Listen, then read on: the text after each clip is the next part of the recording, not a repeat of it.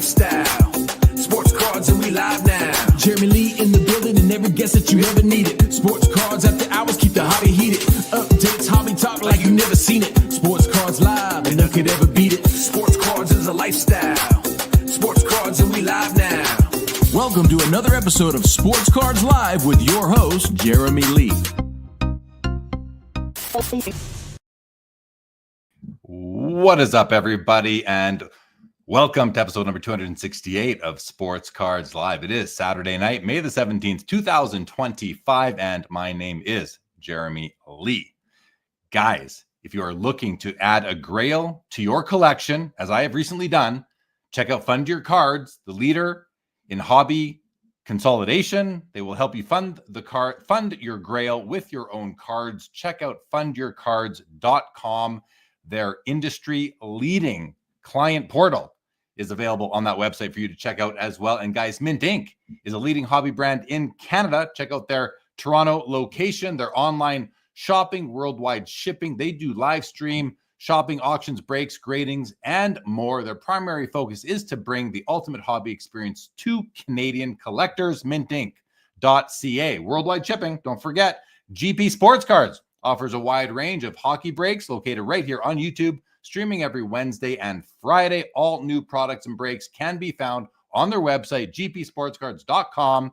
Check out Total Sports Cards and Collectibles in the Greater Toronto area as well. Guys, if you're looking for a gem mint in sports statistics, Rolling Insights delivers high-quality data for everyone. Businesses trust their data feeds to power their platforms with real-time stats box scores, player and team performance data. Fans and fantasy players rely on SportsWise for instant access to performance data, so you can finally ditch those messy spreadsheets. Whether you're running a business or just for the love of the game, turn raw stats into a real advantage. Rolling-insights.com. And guys, check out Chronosio. It's the ultimate card inventory manager with 90% accurate state-of-the-art AI autofilling. If you sell on eBay, you'll love their fully integrated connection that has been a trusted part of the eBay community since 2017. Millions of cards have been listed and sold using Chronosio. If your collection has less than 100 cards, it may not be for you, but once you hit 1,000, 50,000, or even 250,000 cards, there's simply no contest.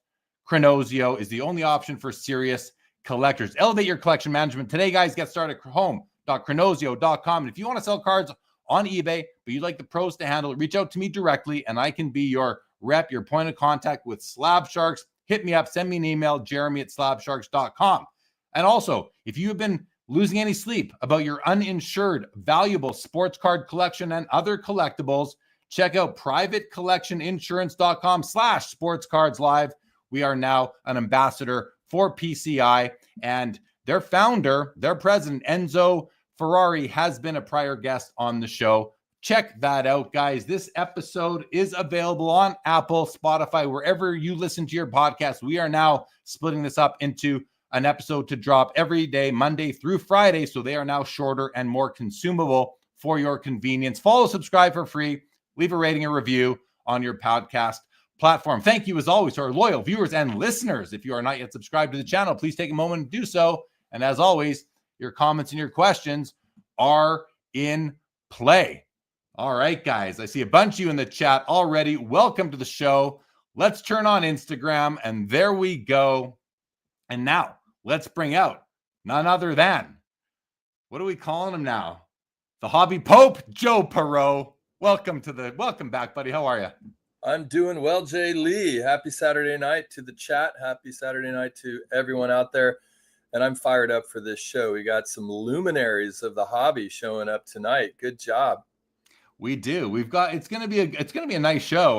We're going to start off a little bit different than usual. We're going to bring on basically 3 people all at one time. We're going to stagger them, but we will have on 3 people, Mr. Stephen Ho, who's the recent purchaser of the Alexander Ovechkin Gold RPA 8 of 8, huge card, sold for over $380,000. Stephen will be joining us shortly. We're going to bring on Karvin Cheung, the creator of the cup and Exquisite, and we're going to bring on Spinotron, who is, someone who has some interesting ideas on cards in the hobby, and he has a crazy collection, and he's inspired people, and we'll hear what Stephen thinks about that as well. Mikey Singer is going to come on to talk a little bit about the Montreal Expo. We've got Ben Hossler from Rolling Insights. He's going to bring some quarterback data tonight. That should be fun. Chris Hoge, the closer, will be on with us towards the end as well. Not sure what topic we're going to talk about with him, but there's lots going on. I mean, Joe Jackson and Pete Rose are now Hall of Fame eligible. Obviously, I was pretty surprised, shocked, and a little bit happy when I heard that. You wouldn't believe how many people messaged me and said that I think I heard from over 20 people, but like 8 people said, "Hey, as soon as I heard that news, I thought of you." And I'm like, well, that's kind of funny, but thanks. I guess it's good for people who hold his cards, but it may have no effect. Time will tell. I don't know what will happen to Pete Rose's cards either, but I'm happy for both of these guys, their legacies, their families, to potentially see them enter the Hall of Fame. What were your thoughts, Joe? Well, I thought of you too, and was impressed at your capacity to see around corners. If you didn't know that this was happening, I think you should take some credit for it. But you did do a lot of research on Shoeless Joe, and I think what will emerge in the weeks to come as people assess his eligibility is, the level of awareness that he had, which we talked about this in previous episodes. The guy hit, I think it was 340 in the supposed World Series that he threw. So, clearly he may have been kind of caught up in it, and for that received ample punishment. So I think it is time for the world to embrace Shoeless Joe into the hallowed grounds of Cooperstown. And I think that bodes well for anyone holding his cards. Yeah, I mean, it should, if for no other reason than, the Hall of Fame set registries are very hotly contested and lots of people on them. And if they didn't have a Shoeless Joe by now, they're going to need one to stay competitive. And that's just more demand. So whether that is a long-lived repercussion of things value-wise or short-term, maybe it's a bump that stays, who knows? Either way, personally, I bought the card before this happened, so this is only gravy for someone like me. The value and any value change based on this is, again, purely gravy, so I don't expect much really at all, but totally. I'll be happy with it. So totally. Yeah. I was being a little playful about it because I know that you just simply fell in love with the card. The card chose you. So exactly. The rest is history, as they say. Exactly. NHL playoffs. So right now, I just finished watching the first 2 periods of Game 6 of Winnipeg, Dallas. Winnipeg down 3-2, and the series need to win today to stay alive. Last I saw, we were in the second intermission, 1-1. Crazy game. Sad story, though. Not the captain, but one of the assistant captains, Mark Scheifele's father, unexpectedly passes away last night. In between, games 5 and 6 of his son's playoffs. Really sad, but Mark Scheifele, the son, he is playing tonight. He's out there. He scored tonight. It's 1-1 going into the third period, and he has the goal. And for all we're hearing is how supportive the team is. It's just wonderful to see the fraternity in hockey amongst these teammates. It's wonderful to see. Toronto is going to Game 7 against Florida tomorrow. Biggest game in Toronto in over 50 years. I'm not a Leaf fan, but I'd like to see the Leafs take it home and see what happens. Edmonton's moving forward, so Carolina's moving forward. They eliminated Washington, so it's exciting. NBA playoffs, Joe. What comes to mind for you with the NBA playoffs right now? I am, of course, grieving that the Warriors are out, but I sort of expected it once Steph, tore his hamstring. There is a huge Game 7 tomorrow that our guy Hoge, I'm sure, is pretty keyed up for. It's OKC and the Nuggets. I think that's 12:30 p.m., so an early Pacific time, early game. And then the Knicks. I mean, if you're a New York Knicks fan, you haven't had this kind of a feeling Eastern Conference Finals. So there's a lot of, I think, possibility in the combinations here, who might push forward into the finals. And even though I'm at heart a Golden State Warriors fan, I'm also a huge just NBA fan. So I'm looking forward to whatever emerges. Right on. Well, good luck to everybody who's hoping for their teams. It's always exciting in the playoffs. Just to let everybody know, this is a busy week coming up here on Sports Cards Live. Monday is the MC Showcase show. So I'll be joined on the show by Mr. Michael Hathaway, the Crystal Ball, and we will be calling the action on 60, 70, 80 cards that end a minute apart. It's a ton of fun. That's Monday night. And then Wednesday night, we're doing a Fund Your Cards show with Mark Sadov of Fund Your Cards. And Thursday is the Fanatics Collect Premier Auction. And it is a loaded auction, guys. I'll be here with Adam Gray for that one. So lots of action here on the channel this week. And then finally, this is exciting news, Joe. Really exciting news for hockey collectors is that the Cup is being released. The latest issue, the latest year of the Cup, 23-24, is being released, I believe, on June 4th. And the Connor Bedard RPAs are game used patches that are also game matched to a specific game that he played in and had 2 assists in. So that's really cool. That may be the first time that we're going to see a top tier Cup RPA card with specific game matched memorabilia on the card. That's really cool. Shout out to Upper Deck for that. Really excited for just for the hobby for that. And who knows if that's indicative of what might happen more of in the future. And then, you know, you and I, so to everybody watching right now, Joe and I, we were talking earlier today. Joe's been busy, you know, he's had a busy week. We didn't get to connect much this week, but we chatted today, and there's been a lot of content this past week related to a rant video that Jeff Wilson from Sports Card Investor put up on his channel just a couple days ago, I think it was, Joe. And I saw thumbnails, but I didn't consume any of that content until you sort of said to me, you know, we're probably going to get asked about it. So maybe we should, you know, or like you knew a bit about it. So I'm like, okay, maybe I need to inform myself. So I watched a bunch of those videos, and yeah, it's very, very interesting. I don't think, Joe, that I heard him say anything that people haven't been saying, or what the response videos weren't anything that people haven't been saying now for months, if not years. So I didn't really feel any revelations one way or the other with all that stuff. But was there anything for you, Joe, that kind of stuck out or that you found interesting, either from Jeff himself or any of the multiples of responses that we saw? No, I mean, it's just, I think it seizes upon a hot button topic that, you know, has been in the space for a while, kind of like what's happened to the collecting gene.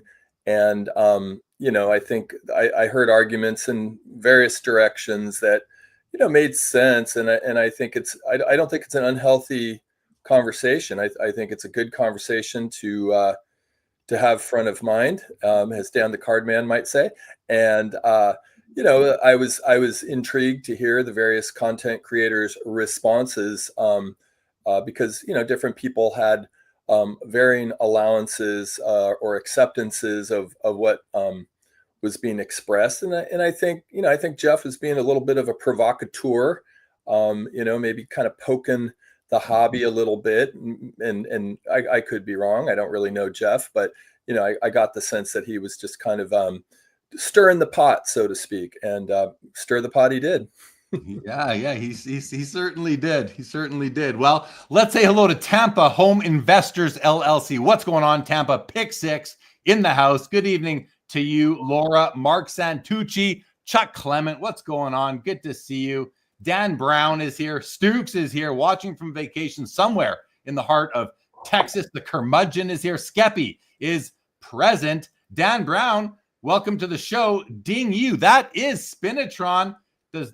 Says the StreamYard link does not seem to work for you. That's interesting, Spinotron. It is working for everybody else. I see we already have Steven and Karvin in the background, Spino.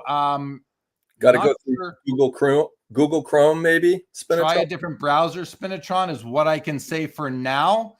But keep us posted in the chat. Called Shot Cards, good evening to you. Albert Jones, hello. Mike Double V, welcome to the show. Jeff McMahon, good to see you as always. Piccolina, what's going on? Robert Scott, good to see you. Tony the Southern Collector is here. Good to see you, Tony. Albert Jones, Yankees fan. Yeah, we're here, guys. Jeff Hart, what's going on, buddy? The museum is here. What's up, Junk Wax Museum? Everybody, Todd McDonald, Vintage Card Collector. Good to see you as well. Oh, everybody's here. Good to see you guys. Dan, what's going on, Dan? Welcome to the show. Jacob Goudreau, Bob Boozle. Why are these influencers trying to rage bait me? What's going on? Hodges, thank you. Says, give a like, everybody. You can save it for your, give a like on the way out, guys. Don't mind. And thank you. Les Edwards, what's going on, Les? Good to see you as well. The Currency Project is here. What's going on? What's going on? 902 Vintage is here. West Texas. Signs of the Times. What's going on, Signs of the Times? Welcome to the show. Well, all right. So I haven't seen, I want to know if Spinotron is going to be able, what's up, Mookie? What's up, Mookie? And 69 Dauberg, what's going on? All right. Spinotron, we're going to hope you can get on here, but I'm afraid there's not much I can do if you, at this point in time, if you can't. The link is the link. So try to make it work, Spino. Try a different browser. Hobby Champs, what's happening? All right, we're going to get on with the show, guys. We're going to bring on Stephen Ho. He's been on the show before, and he is the man who revealed himself on about Monday as the buyer of the Cup, Alexander Ovechkin RPA from 2005, the gold, the 8 of 8. Stephen, are you ready to come on the show? All right, guys, please welcome back to the show, Stephen Ho. Steve, how are you, buddy? How are you? I'm doing really good. Thank you, Jeremy. And nice to see you, Joe, as well, too. Thank you for having me on. It is good to see you. I'm seeing Spinotron. Can you ask someone to paste the link to me in DM of Instagram? I tried all browsers. Okay, Stephen, can you, or you know what? Here, I can do that really quickly. I'm going to go send Spino the link in Instagram. It's coming, Spino. It is coming. Guys, give me a second here. There we go. Paste and send. All right, Spino. I sent that to you in Instagram. I hope to see you in the green room momentarily. All right, we should have that worked out. I hope so, Stephen. But Steve, again, welcome back to the show. I haven't seen you since we had dinner together. That was lovely. But yeah, man, good to see you back here. And why don't you tell us a little bit about your mindset and maybe let people know a little bit who maybe don't know you yet. You are on Instagram. You're Mr. Foch, Mr.Foch. Give people a little bit of information, Steve, about what brought you to the point your collecting career that you were willing to purchase what may be among the most expensive hockey cards of all time. Wow. Thanks, Jeremy. It's why don't you interject anytime, but I can certainly go on. I'll start off with just hockey cards for me. I know I've had this on your previous episode, so I'll keep it short. But hockey cards for me was one of the first things that made me felt Canadian as an immigrant to this country. Originally from Hong Kong, I was here, lacked English, proficient English, along with everyone else at school. But we started off with kick hockey, with a lot of Canadian kids do, at recess. Then graduate to hockey cards, and hockey cards was something that was untouchable for me and unobtainable as a kid without resources or an income. Parents that thought that they had no educational value. So regardless of attaining whatever grades I did in school, could never open a pack. Never mind even the thought of a box or having any cards. So someone else's. We used to play flixies along the windowsills and all that. The rain-soaked cards and the damaged corners that the kids would leave behind. I scavenged those. I've saved them. I put them in books when I was young. Blue dry them, and then they became my treasures. That's literally how I started. So it was a long time there. Kind of in my elementary school years, thinking about cards, and and all of them were special because I had nothing. Kind of growing up there, one day, 0506 Cup, 0506 came around. I had one of my good friends, old collecting friends, buy me a box of UD Ice.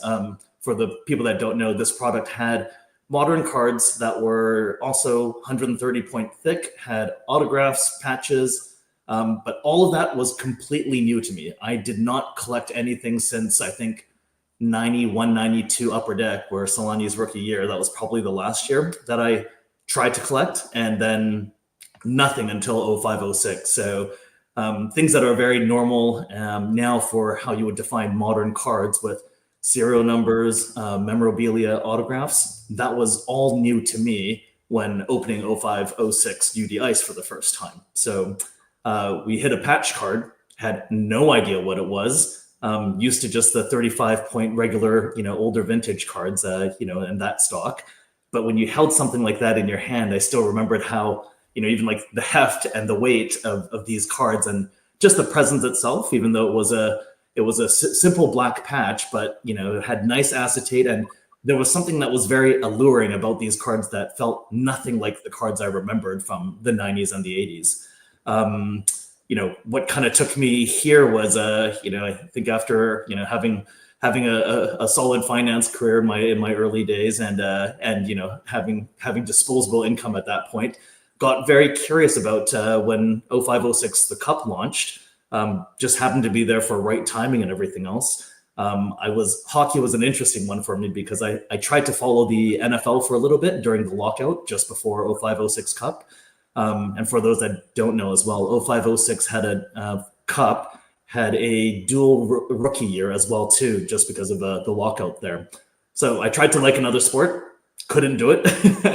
Went back to hockey, and when you had Crosby and Ovechkin really leading the way onto the NHL as exciting young rookies back 05-06, that along with Karvin will be on, but Karvin's creation and just really having the de facto go-to high-end product with modern rookie patch autographs was really the perfect confluence of my hobby love, just kind of the decades of just kind of not having something, not being able to attain something, and then now having a taste of what this is. I think a lot of people didn't know what these cards, they didn't know the expectation.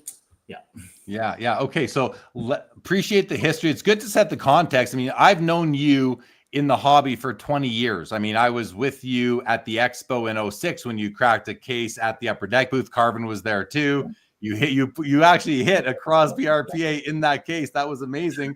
That's right. I remember that clearly. So, and I've known you for longer than that, I feel like, just through the community. So it's good to have you back on the show, Stephen.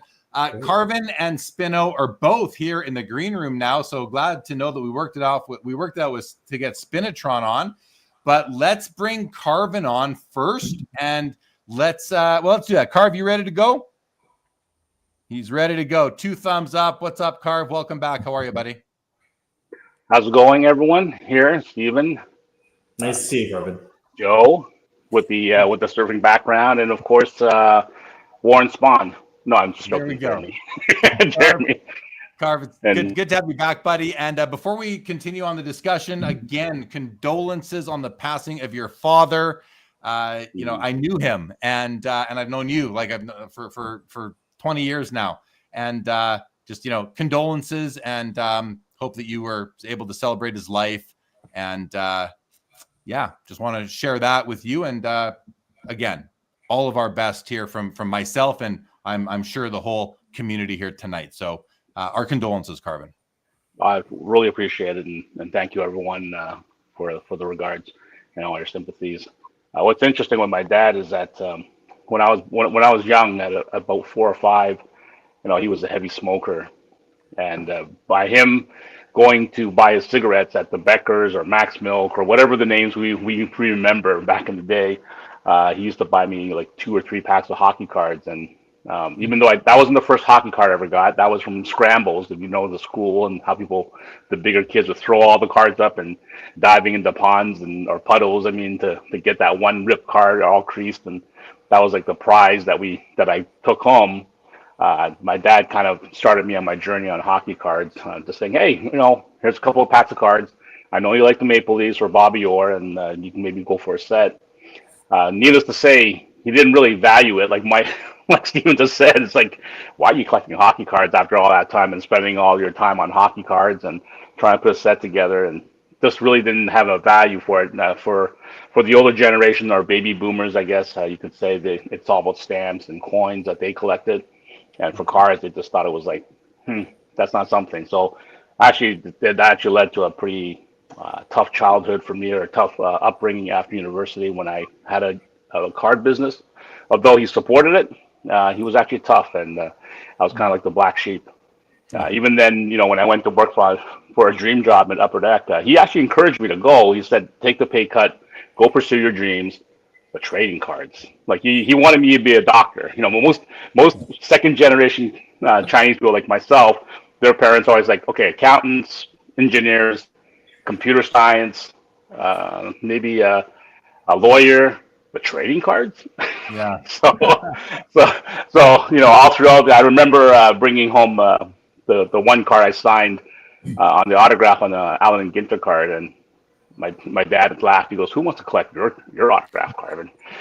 He goes, "It's kind of like a backhanded compliment to me." But lo and behold, I think by the time his progressive Parkinson took over, all the cards have gone up. So I know that up above right now, he's looking at it and says, I guess you did do something right. So I pursued his dream.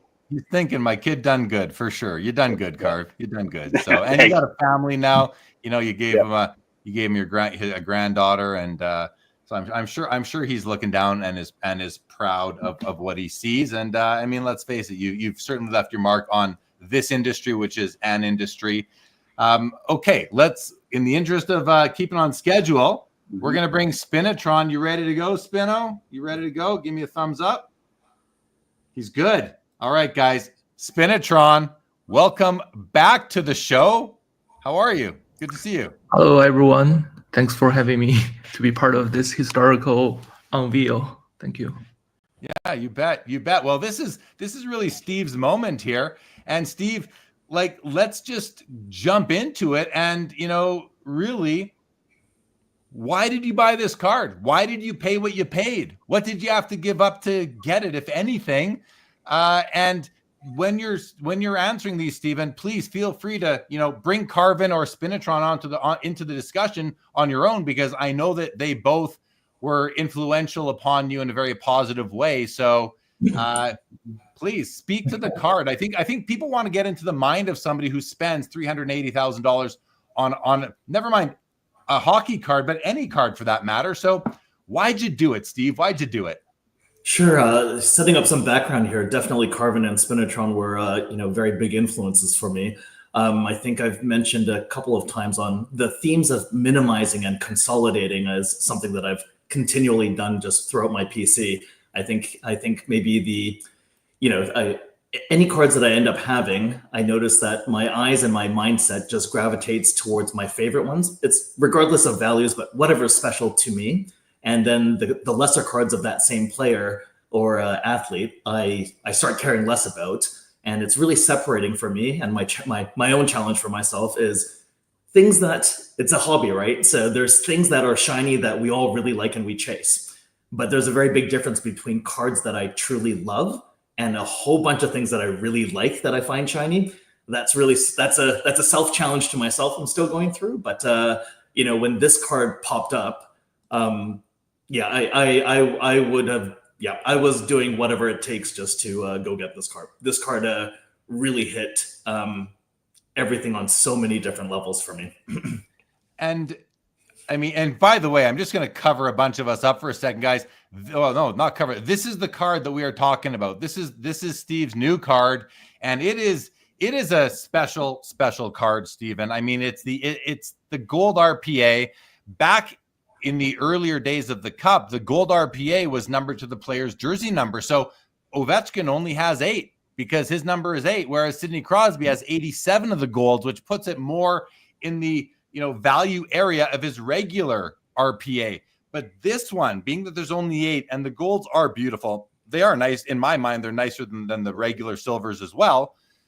But this is truly a unicorn of a card. I'm curious where it was for so long. Whose collection was it in? How did it ever make its way to auction? These kinds of things, Stephen. But really, what I'm most curious about is, and I don't mean this to sound like skeptical, but how do you justify $380,000 for a card like this? How important is 8 of 8 versus the 7 of 8 or the 6 of 8? Great question. Card justification is like anything else. I think this becomes an asset where like all other assets, it's just defined by a market. I'm one participant in that market. Maybe this was auctioned through Sotheby's. Maybe their reach could have been more. You'll never kind of know. Timing as well too. I think all experienced hobbyists here have gone through various auctions. Some people miss it because they were sleeping. Spinotron's joining us at 4 a.m. in Berlin time. There's so many reasons that I have missed cards because of what life comes up and all that. So don't know. I just know for me, this was an interesting card because I don't think I've ever been asked about this card through a lot of people that are not in the hockey, that are not hockey card collectors typically, but they have done high-end Michael Jordan, high-end Kobe Bryant's, big football cards, larger soccer cards as well. And for me, it was interesting because I felt that way, that this card for me really transcended modern hockey. I think this card should be, in my opinion, in the conversations of top modern RPAs across all sports. That's, you mentioned other copies of this card. I have owned 2 previous copies of this card. It was number 7 of 8. That was 3 colored, and then a 2 colored one. I'm going to forget the number at some point in my collecting career. But this card, right from the beginning on 05-06 Cup, when I saw the checklist and knowing that the golds were serial numbered, the print run was to the serial number, was to the jersey number of the athlete, was something that really excited me. I mean, I see value in it. That's completely subjective. A lot of people don't, and that's completely fine. But it was just, that's why this card spoke to me. And when you mentioned about what is the history to this card, that's the part that I found most fascinating, because I have heard rumors from, Putin's good friend had it for a while, to the ownership of the Caps, like all these unfounded rumors. But anytime I said, well, show me the scan or show me this exists, nothing ever showed up. And it was actually, the great thing about social media nowadays is that one of my old collecting friends reached out to me this past week and actually sent me screenshots of an email that he had back in, I think, 2013, when this card was available to him. So if I was, and it was super interesting to me because I never knew this existed. And again, without, social media, the network that we have nowadays here within this hobby. And that's the great thing. You're able to go find a lot of things that back in, Jeremy, when I met you kind of 05-06, we didn't have, prevalent social networks and, mature ways to go find cards and source them, be known, and then cards will find you and all of that. So, that was a super interesting one for me too. But this card was kind of the mythical, people would make up some stories or some rumors would get around, but I never thought it was, I didn't think I would ever see it. Yeah. Well, amazing that you did. Let's go to Spinotron for a second, because Spinotron, if you aren't aware, on Instagram, he posts a lot of information about his cards, and not just his cards that he likes and cards that he sees value in. So Spinotron, if I can call you Spinotron, or Spino for short, Spino, tell us a little bit about your angle, because you, in my mind, I think of you mostly as basketball, but I know you touch on other sports as well. You love cards, and you love rare cards, and you love a good serial number. So can you let us know your thoughts on, first of all, what do you think about Steven's purchase? Are you proud of him? Do you like the card? Do you like the 8 of 8? And then what does it mean to you as far as how you look at cards? What does it mean to you that this Ovechkin card is now owned by Steven and it's numbered 8 of 8? Yeah, can you hear me right? I'm very much agree with Steve's viewpoint that this card probably transcends sports. I think if you look back the hobby in the last 5 or 6 years, like if you go back 6 years, even for Kobe Bryant, there's no 6-figure sales, right? Everything is 5-figure or less. So the hobby really grown in the past several years, and people often pinpoint maybe in 2021, 22 are the COVID boom. Everything went up crazy, and during that boom, I think the RPA, right, and the high grade cards take the charge. But the RPA since the inception from 2003, exquisite, right, out of 99, which is the current configuration, which also Karvin's invention. I think so. That's the most accessible and the most well agreed upon, like number one rookies, right, for every year. But as the market has matured to the current standard, which is like the asset class level, a lot of money in the game, I think out of 99 is a bit too high, right, to sustain a high value.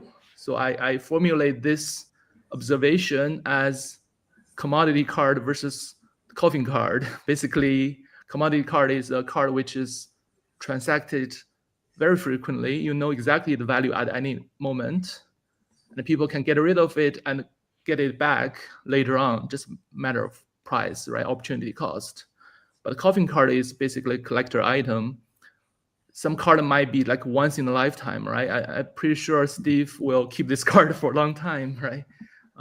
So when such a card is made available, usually people go crazy at it, right? There's no logic, or they just want to get it no matter what, right? So I think for such card in auction, it's worthwhile to just go all in, like doesn't really care about previous comp, or because you just have one shot, right? I think I have had many such experiences with various cards, which some I capture, some I don't, and always regret. And those I overpay, look back upon, I never worry, like never second guess it. So I think it's a fine purchase.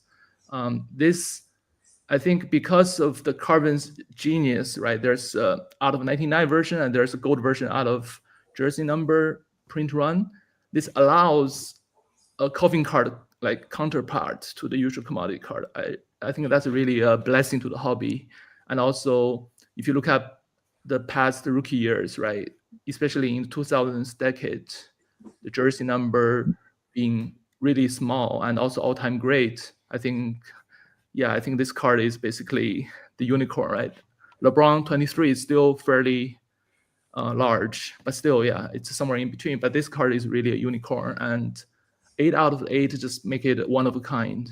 There's no better, because it's kind of, I like special number collecting since early on. So first, last, and jersey are 3 special numbers which distinguish themselves in an undisputed way. But for this particular card, jersey number is also the last number. So it's kind of souped up version, like extra special. So that's why I very much in agreement with Steve's like value proposition, recognition of this card. Yeah. I want to ask you one more thing, Spinotron, which is Kobe Bryant also wore number 8 for a part of his career. Is there, in your mind, any, and this is kind of, some people might roll their eyes, and that's fine. Please roll your eyes. But is there any additional allure to the 8 of 8 Ovechkin simply because Kobe Bryant also wore number 8? Yeah, I think. Yeah, let me just give a quick, I know it's Steve's night, so I don't want to take up too much time, but I think Kobe wear 8 is purely coincidental, right? He went to the Adidas camp. He was ranked 143. And he at the end of the camp, he kind of impressed everybody, but he added a number up so that he can already jump ahead and to be a better player. So that's how he gets to number 8. But Kobe is also very forward thinking. He already go to Asia regularly and write Sina blog in Chinese without English audience, right? Just Chinese.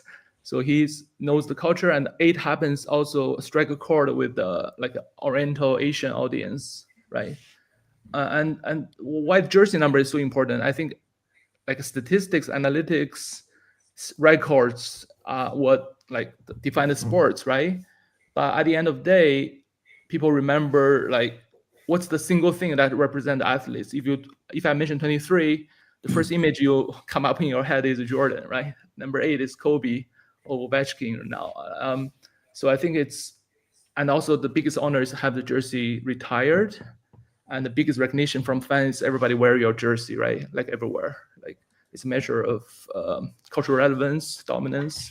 So yeah, I think 8 is basically a much better number than anything, and also it happened to be coincided with Kobe and also a favorite number for Asian people because it means the prosperity. It's basically a lucky number. So it's everything is perfect in this case. Yeah, it's a perfect card. I love, and I mean Ovechkin, a big year. It's kind of cool too, Steve, that you picked it up shortly after, or I believe relative to when he broke Gretzky's goal record, right in and around there. But Karv, I want to ask you now, because Spinotron said a couple things there that kind of made me think in a way I've never thought before.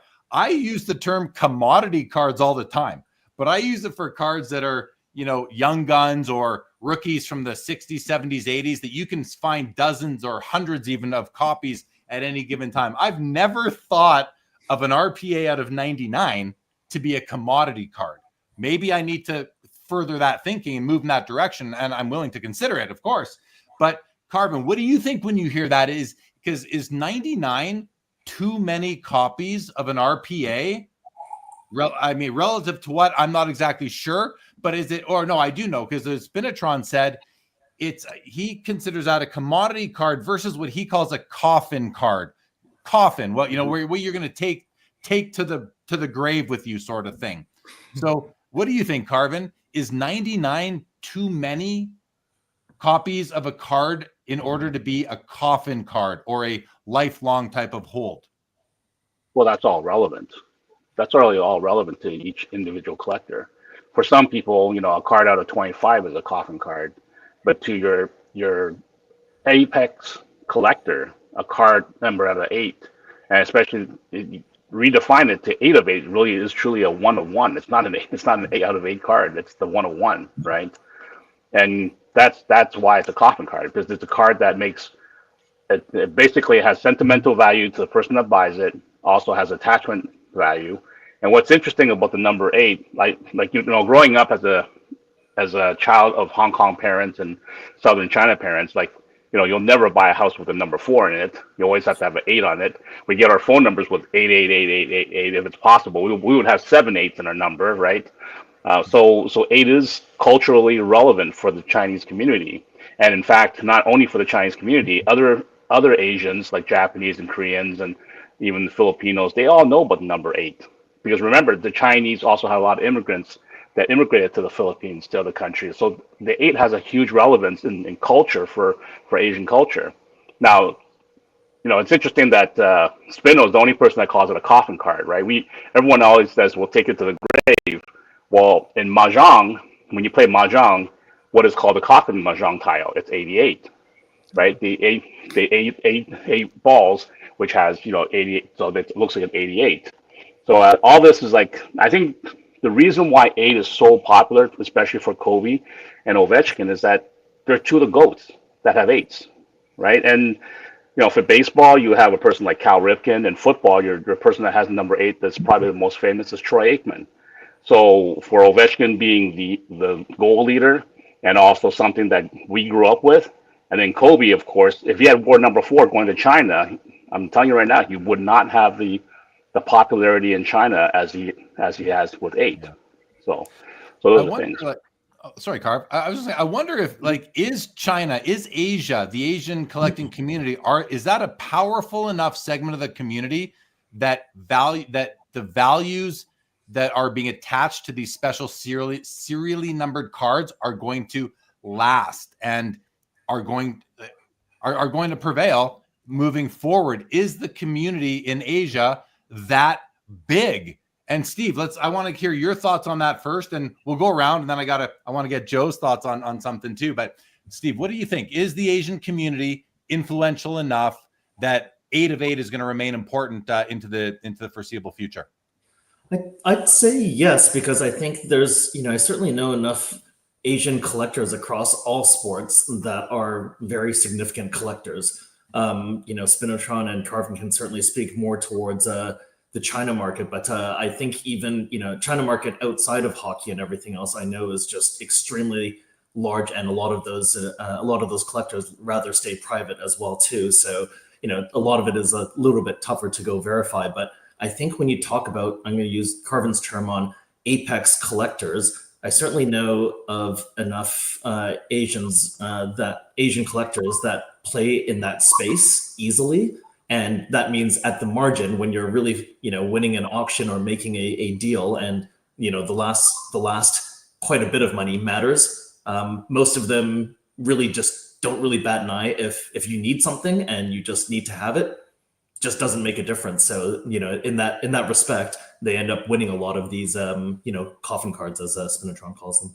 Yeah, Spinotron, what do you think about that? Is the Asian, and I mean, you are an Asian individual, but you live in Germany, and I don't know what the Asian community is like in Germany or over on that side of the world. But same sort of question to you and I know that you're in tune with the Asian collecting community. Is it significant enough to continue to have this sort of impact on card values? And I'm not saying it's just the 8 of 8, but I mean in general, the Asian community, I believe, is a major part of this hobby. Is it that major that it could continue to have this impact? Yeah, I'm fairly well connected with Asian collecting scene, but I think to this question, I think one should recognize the value proposition and the fundamentals of this card is not based on Asians' cultural beliefs, right? It's the jersey number, it's last number, it's like coffin card, and it's the very the single best example, right, out of all possible RPA of Ovechkin. So that's what makes this card super secure. And as long as Steve hold it steadily, I think the value won't go down.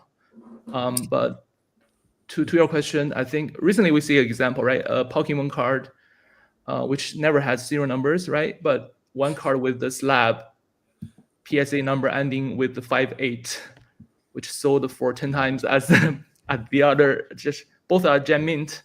So that's just a glimpse of how the numbers really kind of make things more desirable.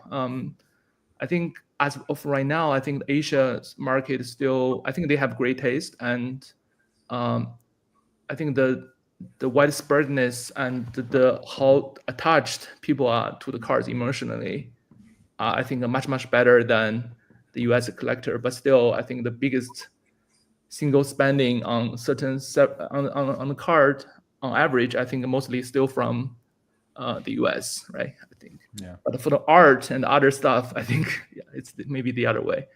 Mm-hmm. But we have seen before the market go up a notch until now, before maybe from 2017 to 2021-ish, there's a general migration of the good cards from the US market to the Asian market, right? Now we might see some reversal of that. Some of the cards came to the market because the market is good, and some of the US guys, I've seen a lot of people come to foreground to show their cards, and some are quite successful, from businesses, from real estate, from finance, some even owning the clubs, billionaires stuff. Yeah, so it's definitely it's no longer a hobby. It's kind of a very significant, well-respected asset class. It's really you have to consider 5% of your net worth to be allocated to collectibles if you're really serious about storing your value or keep the upside. Yeah, 5%. That's child's play. Not Steve, for us, but for general, high net worth people. Yeah.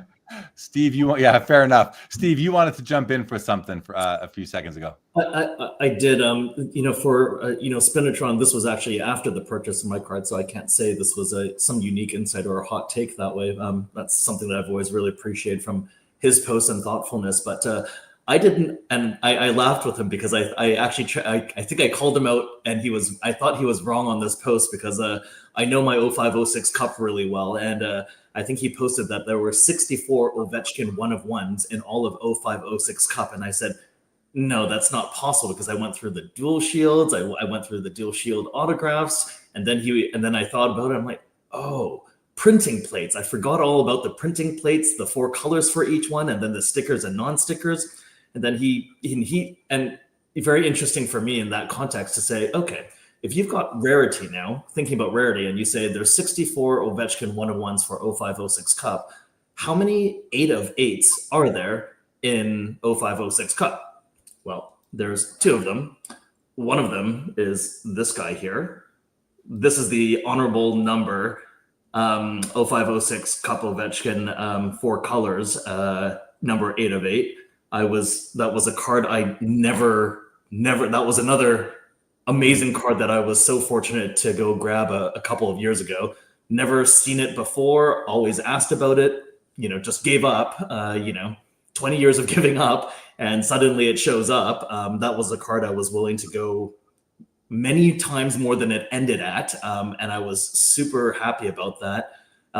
It's that card, and then also the card that I just bought that you're featuring. So that's where I knew for me, if it was, okay, well, you've only got 2 8 of 8s, and you got now 64 1 of 1s for Ovechkins on various things. I thought that was a really interesting context that, again, this is where I really appreciate, the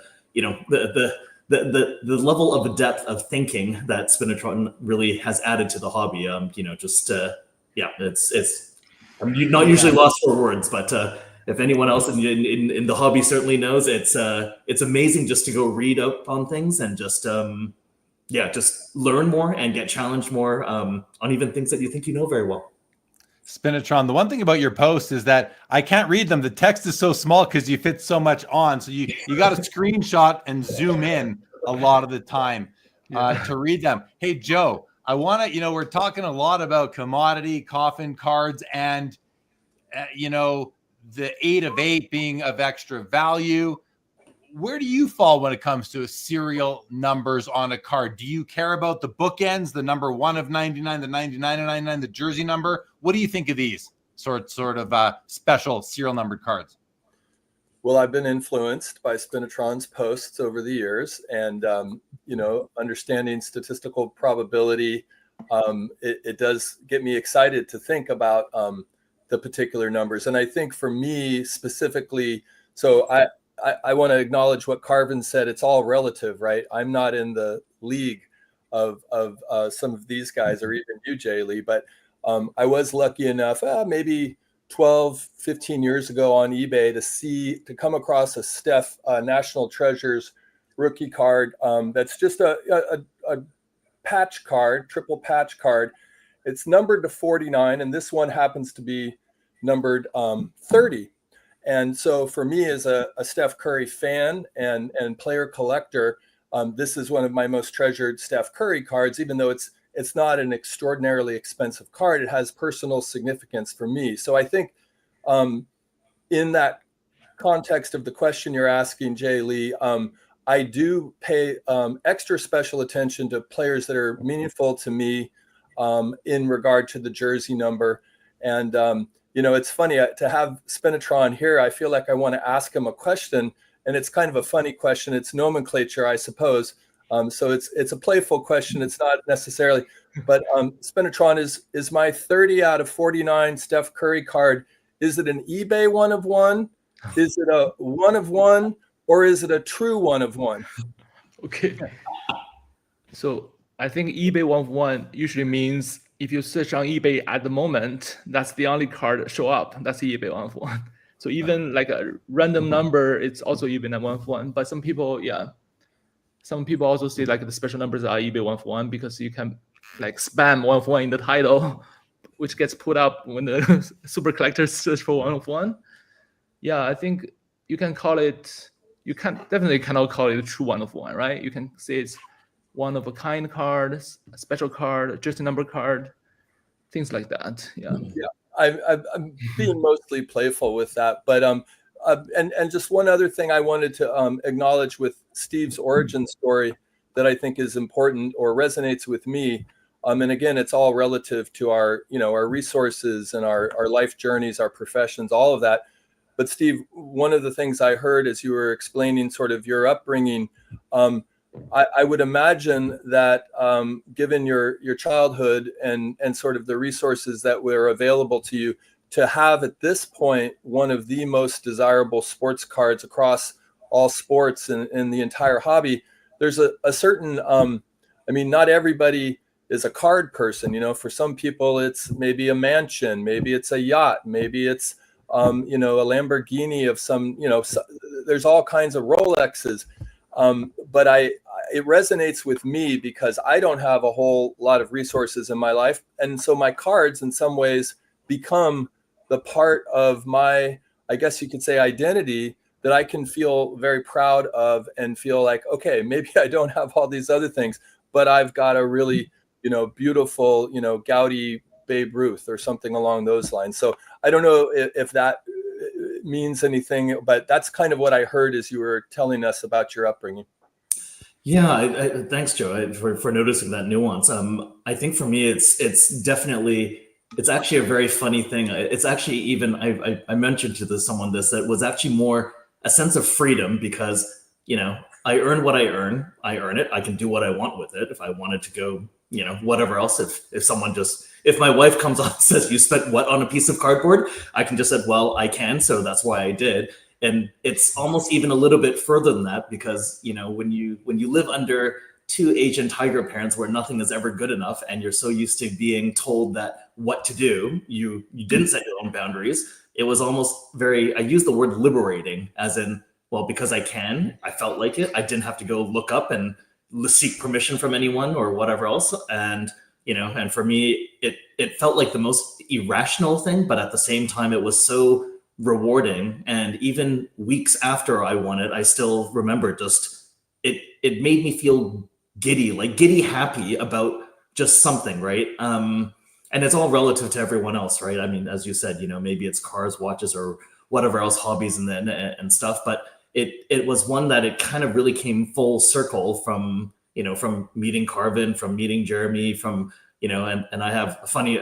I'm going to go transition Joe's Joe's question to one thing I did want to mention to the viewers on timing on this card as well with Spinotron, but I think it was liberating, and it was just something that I'm still giddy about. Like I am still in shock when it's sitting now at the Fanatics Collect Vault from Sotheby's, and I remembered when my rep sent me the high resolution scans on my screen, I was smiling again, like even just thinking about it. Or if everyone here has gone through that bit of, when you see a card, you almost just don't believe you have it, and you almost have to look away, and it's all these playful little things that only us hobbyists really get. I'm getting from that card, and I know it will always be that way. So when Jeremy asked, "Hey, what makes you spend this type of money?" and it's like, I just didn't think about it. And, I was ready to go a decent amount higher, and it wouldn't have made a difference to me in the way that this is a card. If I'm looking to, and everyone has their angle, and I respect that, but I've never collected cards to make money. I've always had that Asian philosophy of, if you can afford it, as in you have no debt, nothing else on it, and you can just go pay for it, well, you can go pay for it, and that's okay. If now you have to go sacrifice something else in life for it, well, that means you can't afford it. So, it's going to a blackjack table at $10, $100. Some people it's $100,000 a hand, but to each their own, right? But I will link this one to Spinotron and timing, because timing for this card and to draw on Jeremy's initial question was interesting for me, because as I mentioned, I was going through consolidation and just trying to piece out things that I like versus things that I really love. So I started just doing that as well. And then a grail card for me came up that was typically not in my sweet spot. This is a card now that Spinotron owns. This is the Topps Dynasty Shohei Ohtani 1/1 MLB logo from his pants, and dated for that specific day when he broke that record. In my little dreams that are now in hindsight hilarious, I thought I might have had a chance to go acquire that card. And, obviously when it ended, I was I have no right to be let down if I was not the underbidder. I was, a little bit a ways, but, a good enough a ways that I have no right to feel that way. But when I saw Spinotron's post on why he ended up, acquiring it, and it was just like, wow, okay, now I'm so happy. Well, it's nice to have closure, because a lot of people, when you're bidding on cards, some of the worst things is, if you don't know where it is and you can't find it, you'll never have a chance of acquiring it, especially if it's a 1/1. But I was so, I just remembered when that happened, I said, oh, you know what? That's too bad. Now I've got a lot of funds raised that, for me, if I look at the funds that I put inside the hobby, I just kind of churn it. So, I'll do well with some, I'll do poorly with others. For me, it's just money that I've allocated to the hobby, and it's all going to be fine. But then now I was sitting on a decent amount of funds, and I kind of said, well, there's no grail that I'm going to go chase anything. And then this card showed up from Sotheby's, and that was, I remembered after meeting some of the Sotheby's people from Fanatics and Sotheby's when they had their Holy Grails auction for the first time in that collaboration. Just kind of said, oh, hey, we hear hockey is interesting to you. How about something like this? And then when I saw that card, it was, then it was over, and I was like, I'm fully committed here, and Steve, I want to ask you a question, and I can't wait to get Karvin's thoughts on this too. But Steve, how important, if at all, is it to you that the patch on this Ovechkin card is from a game-worn jersey? We know that patches in RPAs are not very often game used. National Treasures comes to mind as one that is never game used, as far as I know. Maybe there's one or two exceptions. The cup, very rarely game used, but the Ovechkin is. How important is it to you that it is a game used patch versus a photo shoot or something else? I think this is probably a lesser popular opinion if you ask hobbyists across the board. And I remembered a comment you have mentioned I've seen on your show recently, and also very stuck in my mind after Karvin mentioned it to me during early kind of, say probably 06, 07-ish area, when he said, for the RPAs, people don't care. It's the RC designation. It is just the chase card. And, we're happier just to go save money, to go, invest that money into into the product instead of just using, game used expensive memorabilia there. But that's also, for me, it was extremely important, because if I think about that, I think you're right, Jeremy. I don't know of any other RPAs that are actually game worn, and never mind if it's inaugural 05-06 Cup or exquisite here. This was really kind of the perfect, I couldn't think of a better, I have thought about it a decent amount. When I get into the sweet spot and the bullseye of my PC focus, I think about hard signed autograph is a must. That was not on all the cup cards, but most of them. It had to have a patch, and for me, if you think about the rarity of Ovechkin 4-color patches as well, I think there are 6 out of 99 that are known on the 99 RPAs that are 4-colored. So that's extremely rare, and that was the maximum you could get. Jersey numbered, we've talked a lot about as well too. But then adding the fact that it's game used from rookie year, I can't think of another major sport, happy if someone could enlighten me, that actually used game worn rookie materials. Karvin would certainly know, that, and that made it truly special for me. And I do also remember breaking a decent amount of 06-07 Cup, and then looking at the chase card was the Malkin RPA, and I looked at the back and I remembered, oh, this is a little bit different. And then that's where the conversation Karvin and I had. And and you take a look at when Jeremy, you went through that interesting you went on Card Ladder, you sorted RPAs top to bottom. You started off at $5 million plus, you got down to 350,000, and you didn't see anything else. So when you think about the market itself, Karvin's 100% right. Like, doesn't matter. But that's very different for each individual person, willing to pay or not pay for it. For me, it matters a lot. And that's one of those reasons where it made it that much more extra special, that I was very happy to step up more. Yeah. It doesn't matter much at the moment. We see that's proven, but we'll see what happens down the road. Karv, what do you think? Do you think that this 8 of 8 Ovechkin that Steve bought is more valuable because it's game used, or you think it wouldn't matter if it was game used or non-game used? I think the value there is really to the person that bought it. So, for me, ideally, everything's game used, right? Ideally, everything's game used in multicolor patches. The struggle that we have when we're building a product for $350 a pack, and you're buying a game used jerseys for, these days, hundreds of thousands of dollars, and cutting it all up just for the one piece, you're basically saying, okay, well, instead of charging you $350 a pack, we're gonna have to charge you $15,000 a pack. Well, that's only if you get the Ovechkin, that's great. But if you got another player like Fanuf or something like that in that year, you would be crying. So you have to balance, value in terms of every single box as parity. having enough hits across the board that makes sense. And still, at the end of the day, for me, it's really, I want everyone that opens a box to have a good experience, to feel that they have value or entertainment value. So when you have a game used jersey piece or a game used patch that's one color versus multicolor, then already that leaves a kind of a sour taste in your mouth at times, right? So, and then on top of that, if you use all three colors, then there's no variant in value from a number 4 to a number 7 because they're all three colors. So having that chance of having a one color versus 4 colors, 5 colors, and believe it or not, I mean, you would be shocked to hear this from me. But let's say for someone like yourself that knows Todd Poland, he would buy the single color patches to start off his collection, build a whole set, and then he'll upgrade. And that upgrading is a whole economy of itself of those RPAs. So that's actually pretty important to see the velocity of the RPAs going into different hands, because that helps fund the hobby itself, the collectors. Yeah. I want to go back to what Spinotron was talking about and what Steven was talking about. It's interesting that you guys said this, that there's 61 Ovechkins, 101, and to me that's important, because when I was building this product, whether it's exquisite or cup, we always wanted to have 101s for a lot of cards, whether it's printing plates, whether it's autograph printing plates, as you guys were alluding to, or the I believe the gold version or the holographic version, non-auto, non-patch one or 101s.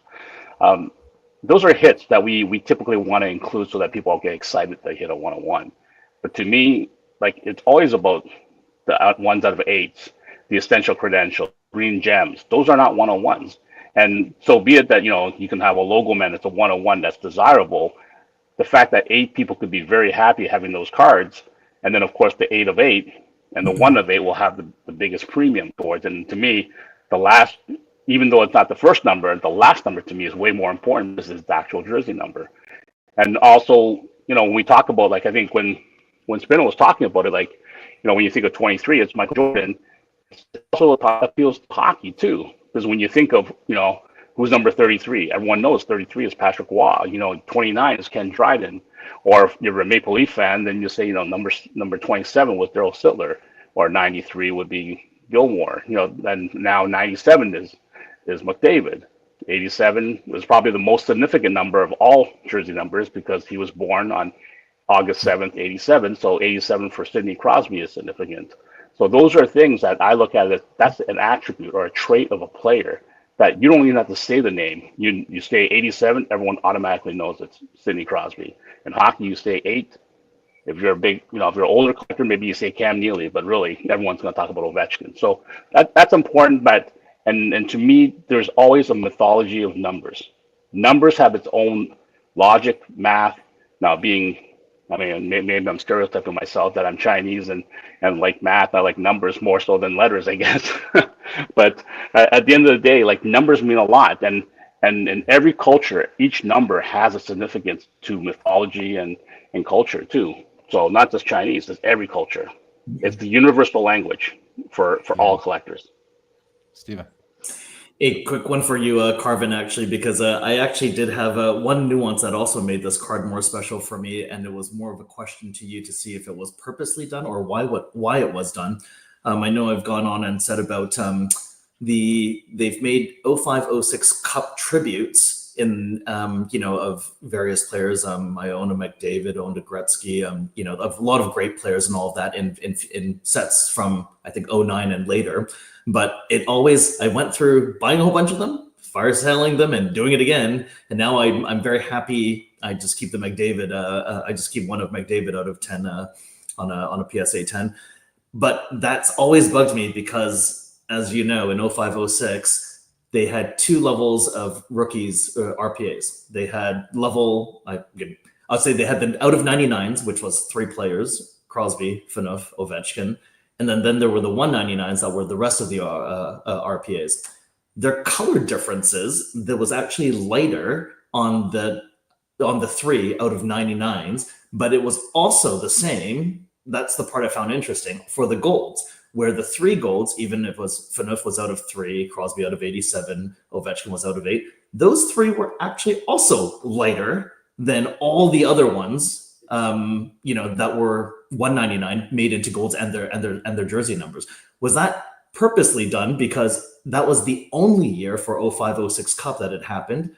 06-07 and onwards, I've never seen that happen again, where the 99s and the now 249s, they were the same color. So question for you. So you're talking about the grayish tone, the gray tone you're talking about?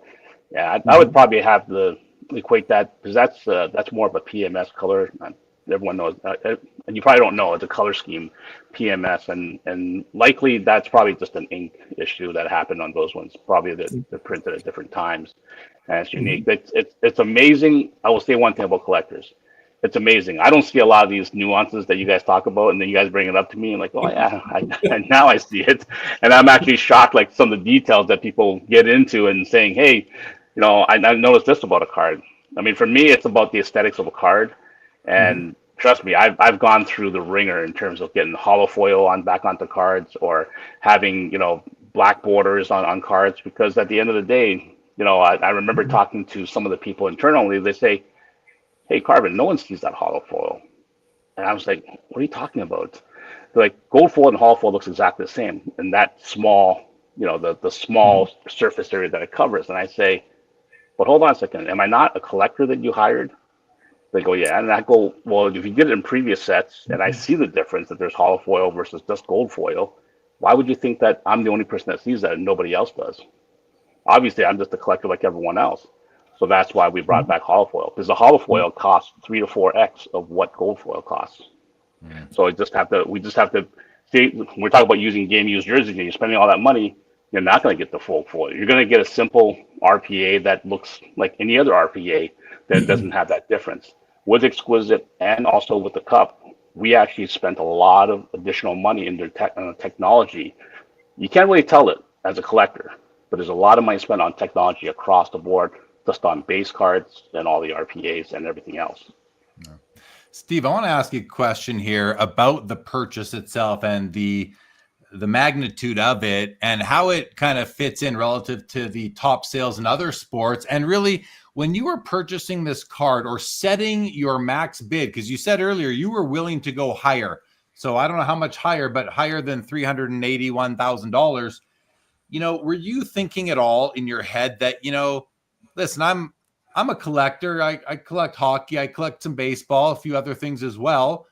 But did you feel like you were kind of taking one for the team in a way to help put hockey a little bit on the map at all? Like, did that go through your mind when you were making your decision? So that's a really great question, Jeremy. It was actually, I put it I'll put it in this way. I thought it was kind of my honor to go do it. It was a very conscious thought. I've always loved this hobby. I think this hobby is extremely well deserved and of course, hockey being smaller than the other sports, we don't get the limelight that a lot of the other sports do, but this card deserved it. And I thought and after having a lot of basketball people ask me about this card, I've seen their collections. They could have done whatever they wanted here. And I knew it was going to go take significantly more than my initial thoughts. If it was just competing against hockey hobbyists, I'd say. I knew I had to really go step up there. And even as Spinotron, I had chatted about even the nuances of the Sotheby's auctions was interesting, because Sotheby's was not, is not a super well known in the sports card world at all. Of course, when they're dealing with the rest of the world, from real estate to Chinese art to wine to watches and everything else, they are the household go-to name. But for sports cards, I thought it was an interesting listing. And of course, it was my hope that it would not really peak up that much. And maybe an interesting one to also bring up, because this one ended yesterday, was my old 15-16 Connor McDavid Ultimate Auto Rookie Shield ended yesterday for $305,000. And that's another card where, I moved on from that card so many years ago and all that, but I was really happy to see that card get that type of attention and really start making new records as well too. And I think that's I would probably believe that, what I paid for that Ovechkin, probably just let all the other bidders out there also know, say, you know what, maybe that last card, was a 175 card, but someone's willing to go spend this much in the hobby. And I am sure that's just fanning the flames, but someone's got to do it. And, for me, I thought it was, to be honest, kind of just kind of a blessing, and happy to go do it for the hobby. And I was honestly really happy to do it. Yeah. I think it's pretty cool. It's neat to see a hockey card gaining that kind of, sort of these kind of headlines and being up there in the 300,000. I mean, we're talking, PSA 10 Jordan 86 Fleer level, the what's it called? The Charizard kind of level. Well, this is even higher than those currently. So it's nice. I think it's nice for the hockey community to see, and for someone like you who's been in it for so long to put some finances behind it and show that you believe in it as much as you do. They say a high tide rises all boats, or however it's said. And this is sort of like one of those things, perhaps, but a very natural way, because you are, I've known you for a long time. You've always been chasing cards like this. So I think it's interesting to get into the mind of someone like you who is coming up and spending that kind of money on a card, and then having, guys like Spinotron and Karvin to come on and share their thoughts on it as well. I find it to be really interesting. So I'm glad that you guys are all here to talk about it with us. We were supposed to talk about the Montreal Expo with Mikey Singer. He is either late or just going to no-show us again, which is something that we're getting used to here. But it's also later where he is. So we'll see if he makes it on tonight. Joe, any sort of questions from you? Anything you want to? We had scheduled this segment to end right about now, actually, at a quarter after the hour. But if Mikey doesn't show, then we are going to have a little bit of a gap here for about 15 more minutes, so we can talk. We'll go to some comments too. But Joe, any thoughts from you before we do that? I was curious. I got two. One for Steve is the question about getting the card in hand and or keeping it up there in Tigard, Oregon. And of course, maybe you don't even want to tell us, but I'm always curious because there is something about securing it, and yet there's also something about securing it. So the first question was, do you have plans to get it shipped and or go fetch it, or if you prefer not to say, I understand. No, that's an interesting one. For me, I think there's things that I don't mind keeping in, I'll call it in a third party vault. That if I think things are going to move, or I might just keep it there, or if I'm unsure, then I like to keep it there. For me, this one, as Spinotron said very well, this is a coffin card for me, and it's one that I have no inclination of selling ever. I just don't see that. Of course, things can come up, but for my foreseeable future, I don't see myself parting with it. So yeah, thinking about when and how and logistics and all of that is something I've thought about. But I think the most important part for me is, as long as I knew it went from Sotheby's to the Fanatics Collect Vault, I have visited that specific vault in person. I have seen it, and I feel very safe with with their services and their security. So for me, it's kind of a matter of time. And that's maybe the little bit of the sad thing on some of our hobbies is that, now I have to go think about temperature, humidity, light control, and all of that, where, if it was just a card that, if it was a card that would not, the asset wouldn't deteriorate or in any significant way, then I could just have it at home or something else that way. But I think this card will unfortunately not see very much daylight or anything else ever. So to me, it makes not much of a difference, Joe. Very good.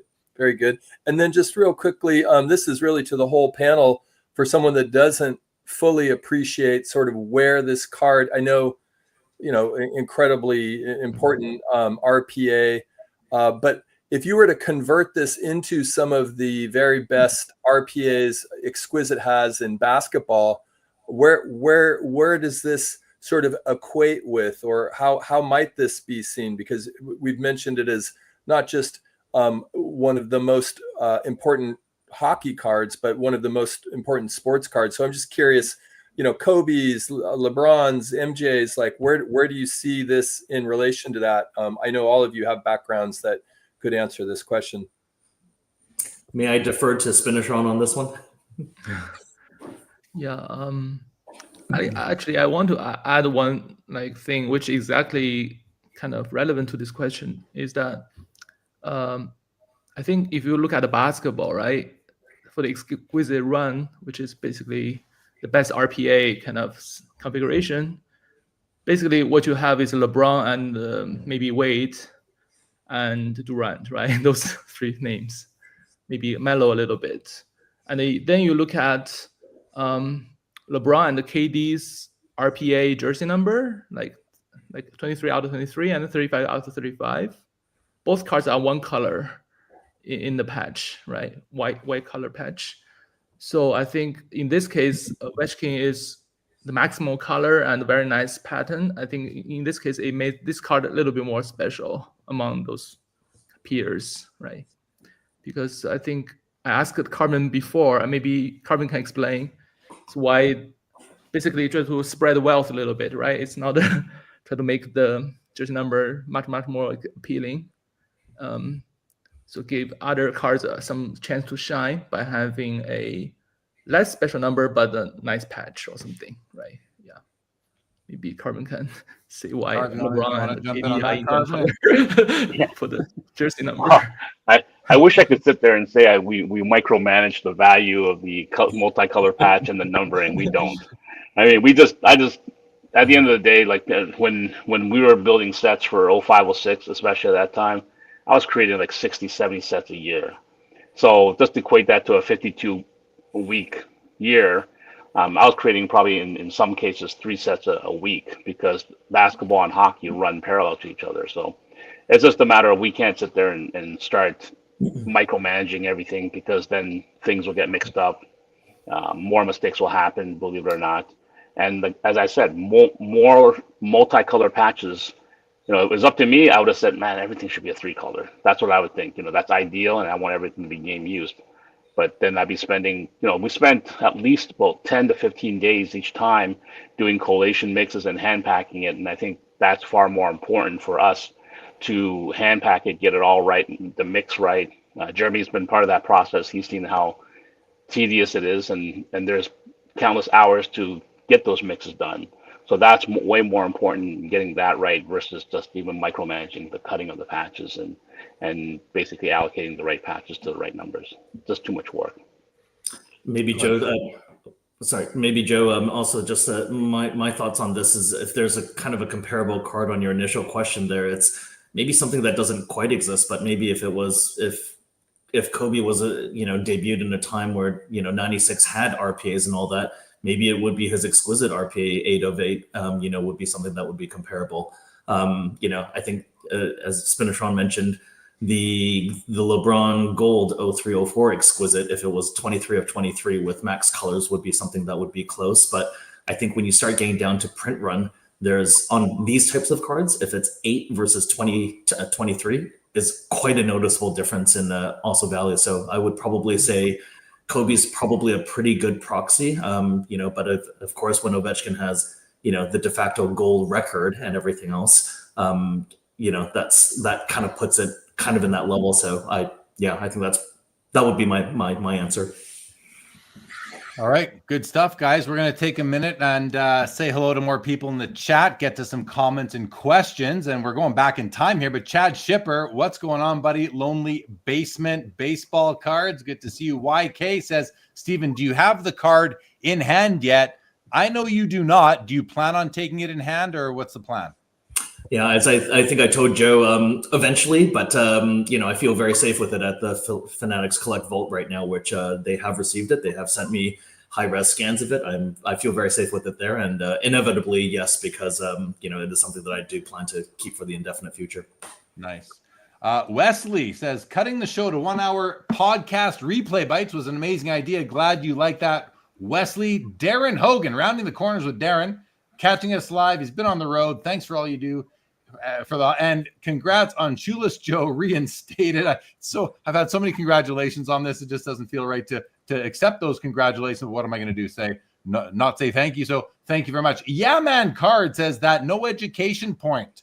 This is what Steven talked about earlier. Really hits me. Was a really big reason why I stopped collecting as a kid. Hobby Champs. Any plan on crossing that card, Steven, to PSA. Hobby Champ says he would. What about you? So it's an interesting one because I think that's also something that I think Spinotron and I have seen eye to eye on, where I have a love-hate thing with grading.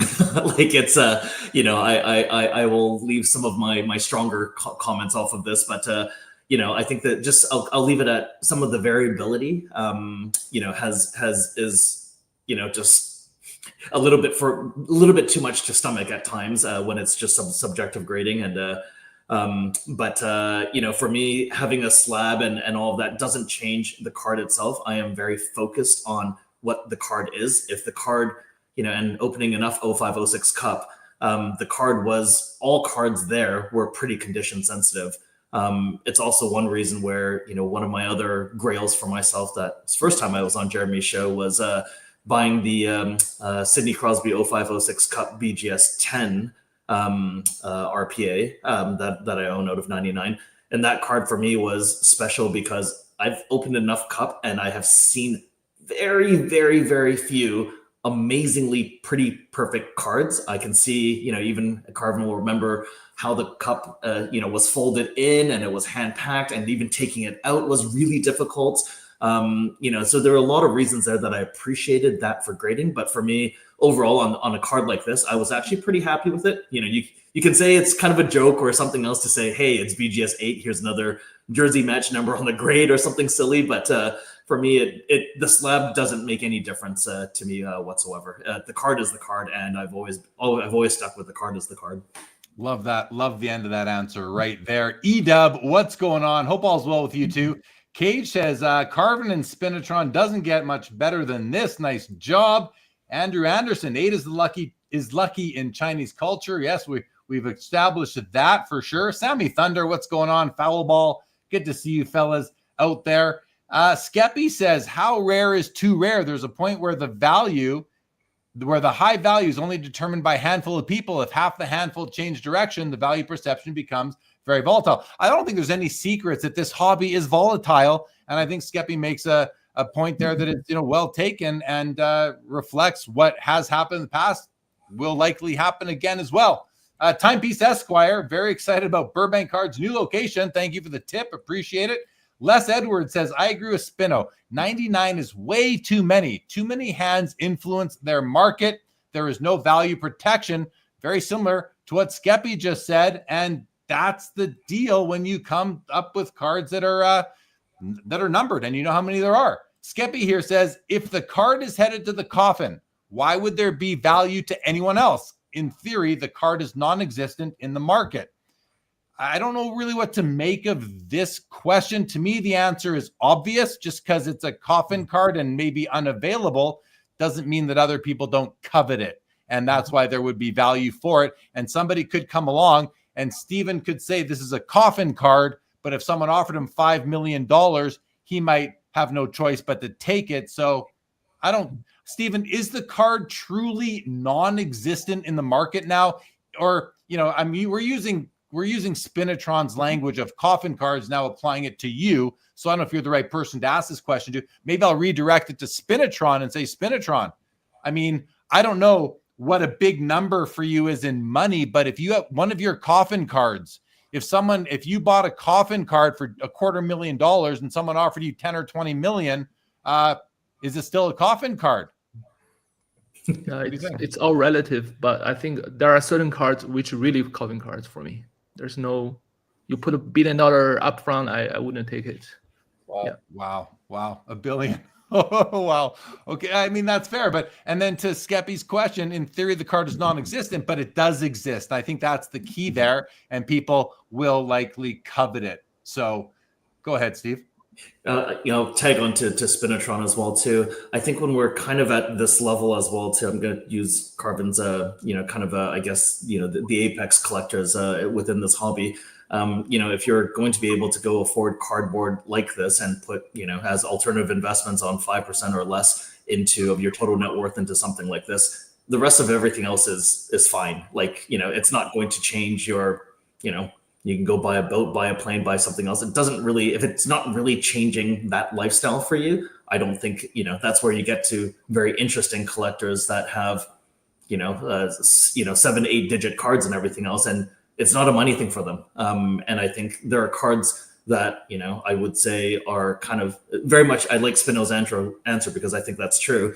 The old finance adage of there's a price for everything, but for myself, there just isn't for this one. Other cards that I would maybe think of, that I think I would just go to the ground with. This one I know is one of those ones. So yeah, if anyone could offer anything, it's just not relevant. I just don't want to entertain anything. That's awesome. What's up, Jacob Dahl? The professor has joined us as well. Bob Boozle talking about interesting serial numbers, labels the episode number we are on here tonight. Junk Wax Museum. Not sure where Joe lives, but it sure looks nice. The weather's consistent there. Week in, week out in Santa Cruz there on the beach, Joe. Love it. Ziggy No has a question. Can I ask Steve? Is Steve retired? Was there any thought of this as an investment to cash out in the future? We just said you're not planning to cash it out, Steve, but are you retired? No, I'm very far from retired. I'm pretty active in my business. and now that he's got to pay off this Ovechkin, so he's going to keep on working. Terry Fortune says it's great to have Steve back on the show along with the other guests. Congrats on the huge card, Stephen. Very nice, Terry, and good to see you there in the chat. Mid-Atlantic says, are those 15 logos on the top of the screen all sponsors? That's more than Dr. Beckett.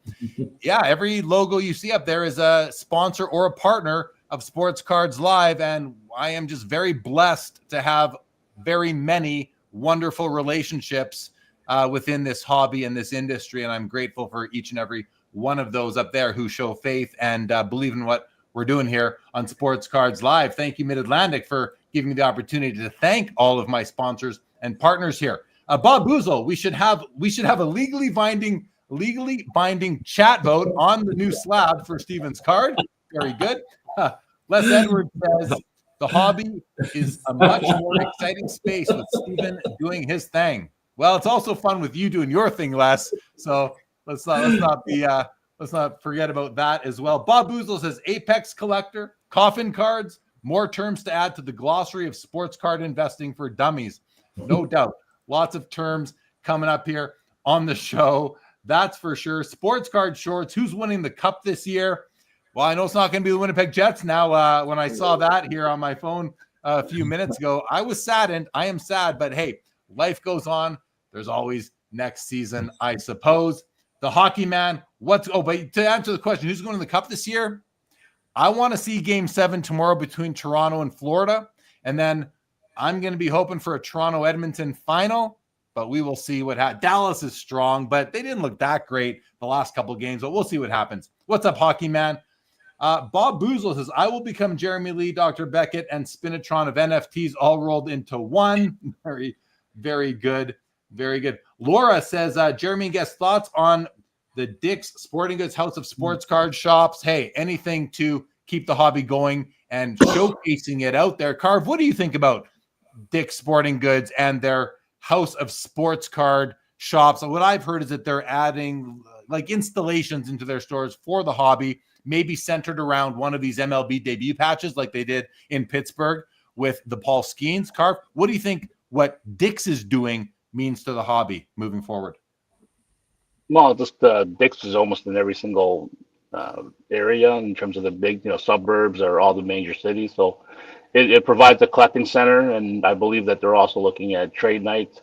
I don't know if you guys heard about Dick's Sporting Goods also acquiring Foot Locker too.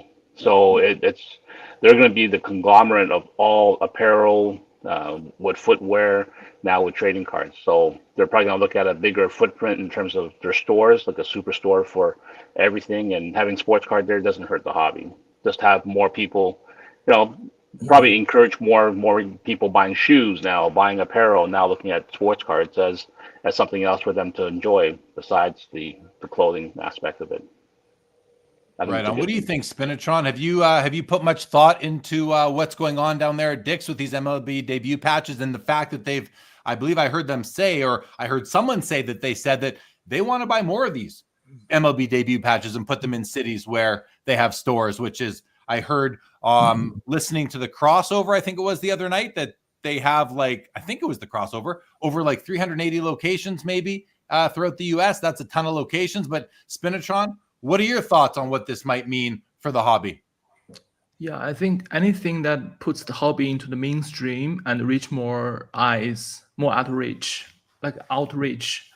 it's better for us, right? Like, I think they are basically kind of institutional investor, which buy the cards not only for enjoyment, ownership, but also like a bragging rights, also a status, also a kind of a value proposition for them, like attracting kind of customers, right? Show them like at the forefront of cultural relevance. So I think it's a good thing, but maybe a little bad news for some collectors, right? You have to match up against those institutions.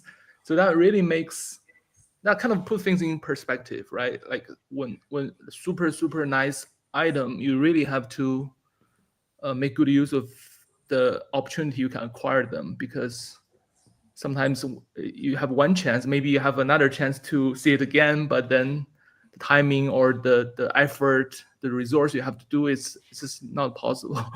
Yeah, I think that's why the coffin card notion is so important. It's, as someone said in the comments, like it's kind of irrelevant for people, but still it's kind of exists there. It's represents certain value, right? It's protected because no one is really want to sell. That's there's no like co-ownership risk, right?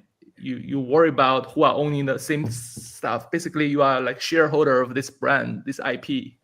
If there's some like very weak hands, which can mess up the momentum, it's kind of like you're pumping a kind of a balloon or something. The value keep building, but if someone comes along and punch a hole in there, it's kind of leaked out, right? The desirability, the market trend, everything can mess up. But if everyone holds steady, it's treated them with respect in some sense, then it's like value will be very strong. Yeah, very desirable. Steve?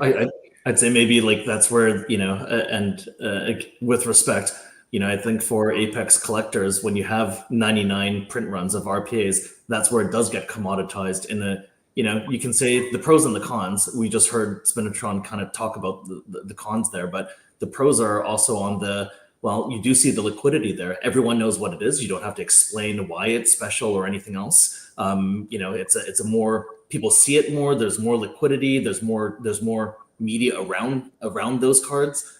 Or maybe another way that, again, maybe being a finance person, you take a look at the market cap of those cards, right? Like market cap being you taking a look at the overall value. So 99 times whatever the value of that card, as in the total, that total print run is worth, is significantly more than going to be, some other cards that way, which you could say also gives it its notoriety or the importance of it, dollar wise, versus other cards as well. Right on. And Joe, Karvin, anything you want to add on this Dick's Sporting Goods before we actually bid the three of you a thank you and a farewell for the evening? Anything you want to jump in with, Karv? I'll go to you first.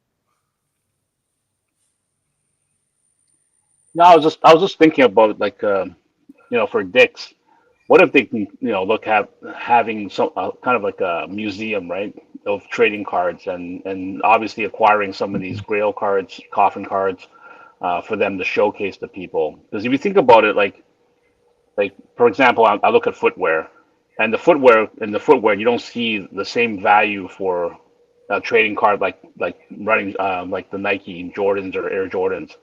Number one, because these are all player dependent, and it also has a timeline. So the rookie cards being key cards or the first ever of a certain card, you don't see it being reprinted or re-released. Maybe some of the vintage cards, but definitely we haven't seen PMGs being re-released in the same format and the same look. Same thing for all these RPAs. So it is something that's unique for that player, that timeline, and then also whether it's a rookie or not. That's pretty important. One thing I did want to go back on to what Steven was talking about, the 8 of 8 Ovechkin versus the Kobe Bryant. You'll notice that on a LeBron 23 of 23 RPA has shown up quite a bit in the last 5 years, probably about 5 or 6 copies. But yet the honorable numbers of Kobe out of 8, I believe, Spino, if I'm right, there's only been 1 copy that was sold at Heritage. That was like was it in the time span of 5 or 6 years, there was only the one, I believe, right? That was the one color. Yeah, I think if you look at the total span, like since 2009, 3 copy came to the market in a like official, like a public way. I think sometime around 2010-ish or 2012, there's like one color, maybe 2 out of A or 4 out of A on eBay briefly. Then I think Golden had one sold from Jim Taubenfeld's like Exquisite 613's collection. I think that part of Golden's auction result was not somehow available on the card ladder or on trackable, but it was sold then. And then, then it's the latest on Heritage, which is, I think it's the first. I think before this sale, people even think the second year is better, but this sale definitely put the end to that discussion. I think the first year is always better. Yeah. So all this leads to a conclusion of, for Apex collectors, even if they sold a pair of shoes, they can go back and buy a pair of shoes. You're probably going to find a pair of shoes. Maybe an exotic sports card, maybe if the 101, or let's say a Tiffany Patek, maybe there's only 15 of those that were given out. Maybe you might not have a shot, but chances are you'll see those. But for sports cards, if you have everything you want, that's why these are coffin cards now. Because once you give up one of these cards, like if Steve gives up this card, likely he'll never get it back again. And same thing for Spino's collection. A lot of the cards that he has, if he sells it, he's not getting it back. It's going to someone else that's going to keep it. So that's why I just wanted to pull reference to that. I appreciate that, Carv. All right, Joe, put a bow on this segment for us, and we're gonna say goodbye to these guys. We're gonna bring Mikey Singer on, and Ben Hossler are both gonna come on here. But Joe, any final thoughts? If not, just you can go ahead and thank these guys too. Yeah, I'll just say thank you. I always learn, and understanding how high level Apex collectors thinking and frameworks and all the sort of heuristics that they go through in assessing value propositions for these things. They're not in my league, but I still find it incredibly fascinating and inspiring. So thank you. Yeah, guys, it's been a lot of fun getting into the mind, Steve, of yourself, and having Spinotron and Karvin here to complement that with all of their insights into collecting and the creation of these cards, both respectively Spinotron and Karvin. Guys, thanks for coming on. You guys have been on before. You'll be on again. But thank you, all three of you, for coming. Steve, congratulations again on the purchase, and on behalf of hockey collectors everywhere, thank you for being somebody to help push the market a little bit forward with that, and show that hockey collectors are willing to put out some money towards the pinnacle cards of the segment. So thank you, Steven. Spinotron, good to see you again. I'm sure I'll see you in Chicago in a couple months. And Karvin, we'll talk to you soon, buddy. So thank you, all three of you. Have a great rest of your evening.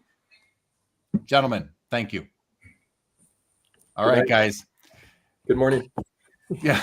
All right, fellas. Steven, Karvin, and Spinotron. All right, guys. Thanks to them for joining us. We're going to do this now. We're going to bring Mikey on. So, Ben, keep on hanging. Let's bring on Mikey Singer, everybody. Mikey Singer is now here.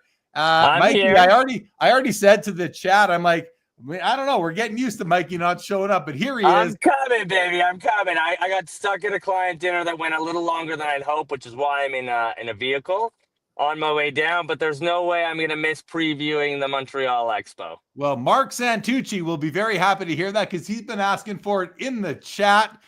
Mikey, first of all, welcome back. And the Montreal Expo is next weekend. I want to give you an opportunity just to talk about, what are you excited about for? I'm sad I'm not going to be able to make it out there this time. Hopefully I'll come back next time, but I won't be there. And this is my way of getting excited for it, despite not going there. So what's happening with Montreal Expo this next weekend? First and foremost, the show's grown. Once again, the demand is there. We've really seen such great pickup. This will be our third show in Montreal. We're expanding it to the full size of the field. So we're adding another 20 vendors, more cards for people to buy. Obviously, there's some amazing stuff out there. One thing I found from the first couple of shows in Montreal is there are some incredibly old collections that have been sitting there, and now that the show is there, they're coming out of the woodwork. So I'm excited to see some of the great pieces that will come out, and we've got a great audience. We got a great autograph guest. We just landed a couple of the current Habs who are coming in. John Anderson will be there. Jocelyn Thibault is going to be there signing. So we've got a great signing schedule. And then obviously some great giveaways for the kids. And the show continues to grow in La Belle Provence. Very nice. It's good to hear. It's good to hear.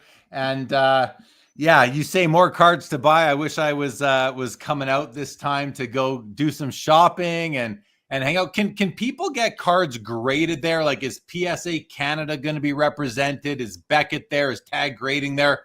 How does that work? So Mint will be grading on site, and Choose Your Grading will be there as well. What they'll do is they'll actually sub for you. And what I love Choose Your Grading and in a company like that is they'll go ahead and take it under the electron microscope and give you a good look on the computer so you can see where the flaws and things like that. So they'll pre-check your card before sending it out to your choice of grading. So there's a few companies that will sub for you there. And like I said, Mint will be grading on site.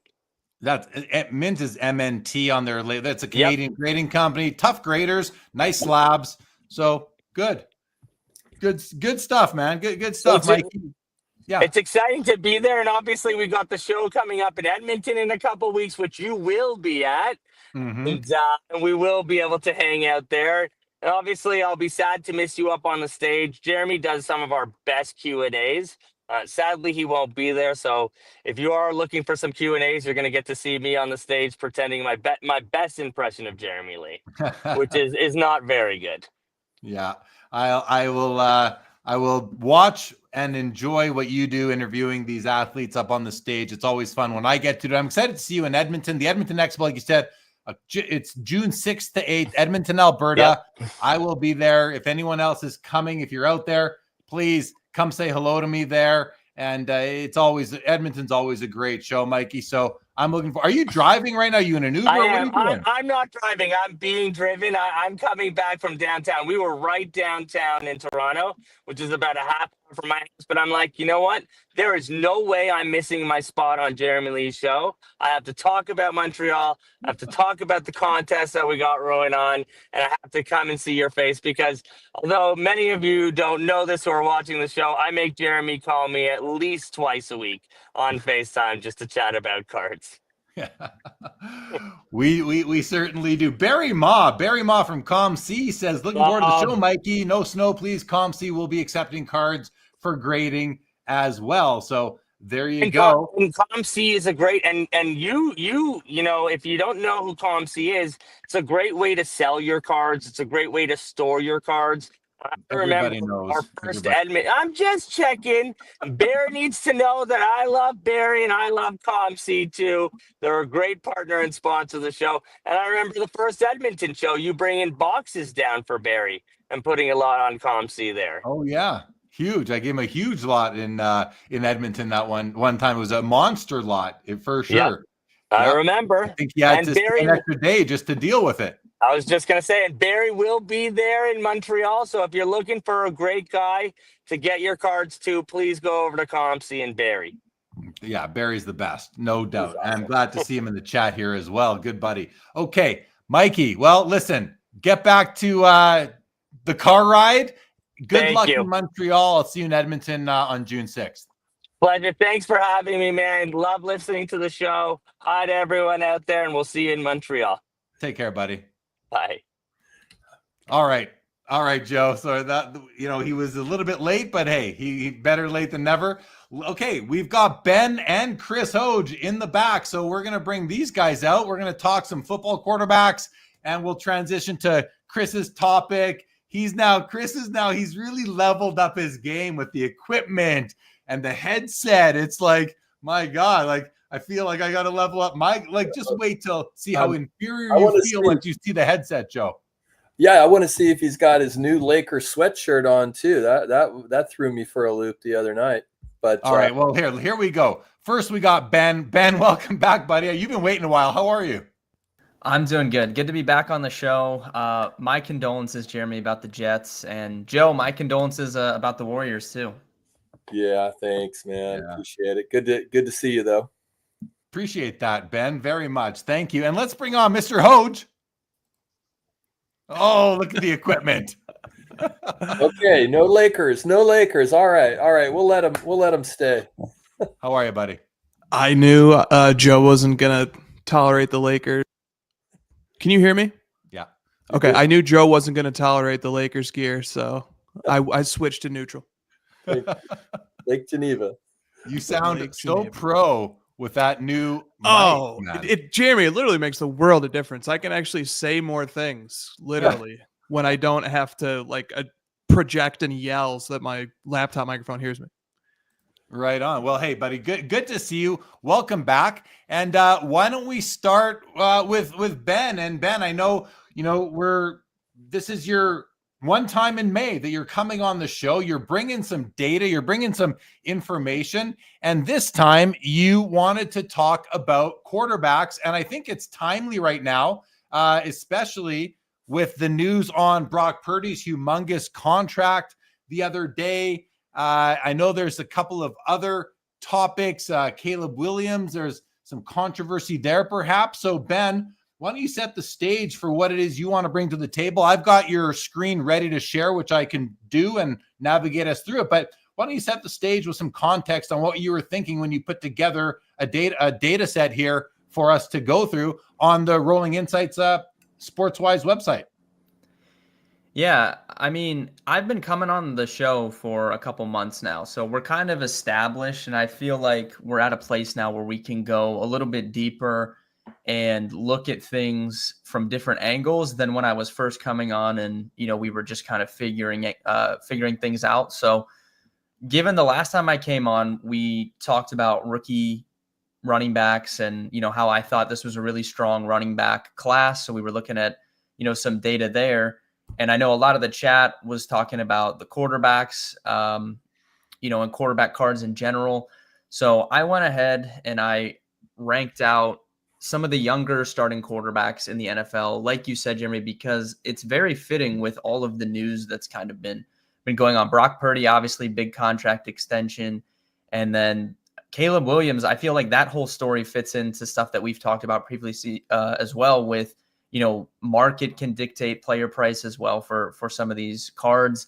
And I thought it was so interesting because, Chicago is a big market team. And, Caleb Williams' dad saying that's where quarterbacks go to die. I mean, he's technically not wrong. So I just think it's funny that is a big market team, but a lot of these people probably don't want to play there that do play quarterback at the moment. So pretty interesting story that came out there. And I just thought it would be interesting to look at the quarterback position this time. All right. So do you want to steer? Because I see you've got your screen shared as well. Should I bring yours up and you can run us through it? Yeah, we can do that. That's fine. All right, guys. So we're going to share Ben's screen here with us. There it is. And you can see the list of quarterbacks down the left-hand side, date of birth, team, career QB score, and then the value of the Prism rookie as a card, as a representation of the hobby in cards, really, versus all the other stats. I love you've added the Instagram follower count as well. Look at that, guys. Joe, Chris, he added Instagram followers to show significance and popularity, which is an attribute or a quality of a player that does contribute to their value, but is not really rendered on the field or on the court or on the ice. So I think that's awesome. I'm glad to see that there. But with that said, Ben, take us through the analysis here. Yeah, like I said, I've been coming on a little bit, so I can kind of take, some of the chat and your guys' suggestions and bring that to life. So I went ahead and added the Instagram followers there for the players. But I made a pretty elementary formula this time. Like I said, when we go different positions and different sports, I go super baseline to start out, and then, we can expand on it from there. But basically ranking out these quarterbacks' performances in their games, whether it be passing yards. I like to use yards per attempt personally from that category, touchdowns, interceptions, all that stuff, compile it into one metric. And that will reflect their performance. And I went ahead and did it per game this time because we've talked about fantasy points prior and how, Chris thinks that can impact stuff as well. So I went ahead and broke it down per game. And I think that the results of the actual players is not surprising. I mean, the names at the top of the list are kind of what you would expect. Jaden Daniels just had one of the best rookie seasons we've ever seen at quarterback, led his team to the conference championship game. Brock Purdy has had a great career, even though he was the last pick in the draft. Bo Nix had a good rookie season. CJ Stroud had a down year last year, but that really strong rookie season, is holding his kind of career numbers up as well. So I think the actual player performance stuff holds up with what we've seen with our eyes on the field. But just trying to compare that to the card prices and then even looking further at the Instagram followers as well, I thought was very interesting because I'm assuming, Joe, are you a 49ers fan since you like the Warriors? I don't think he's here, but do you guys know if he's a 49ers He is. fan? I am a 49ers fan. Indeed I am. And I was very happy to see Brock get signed. But yes. Yeah.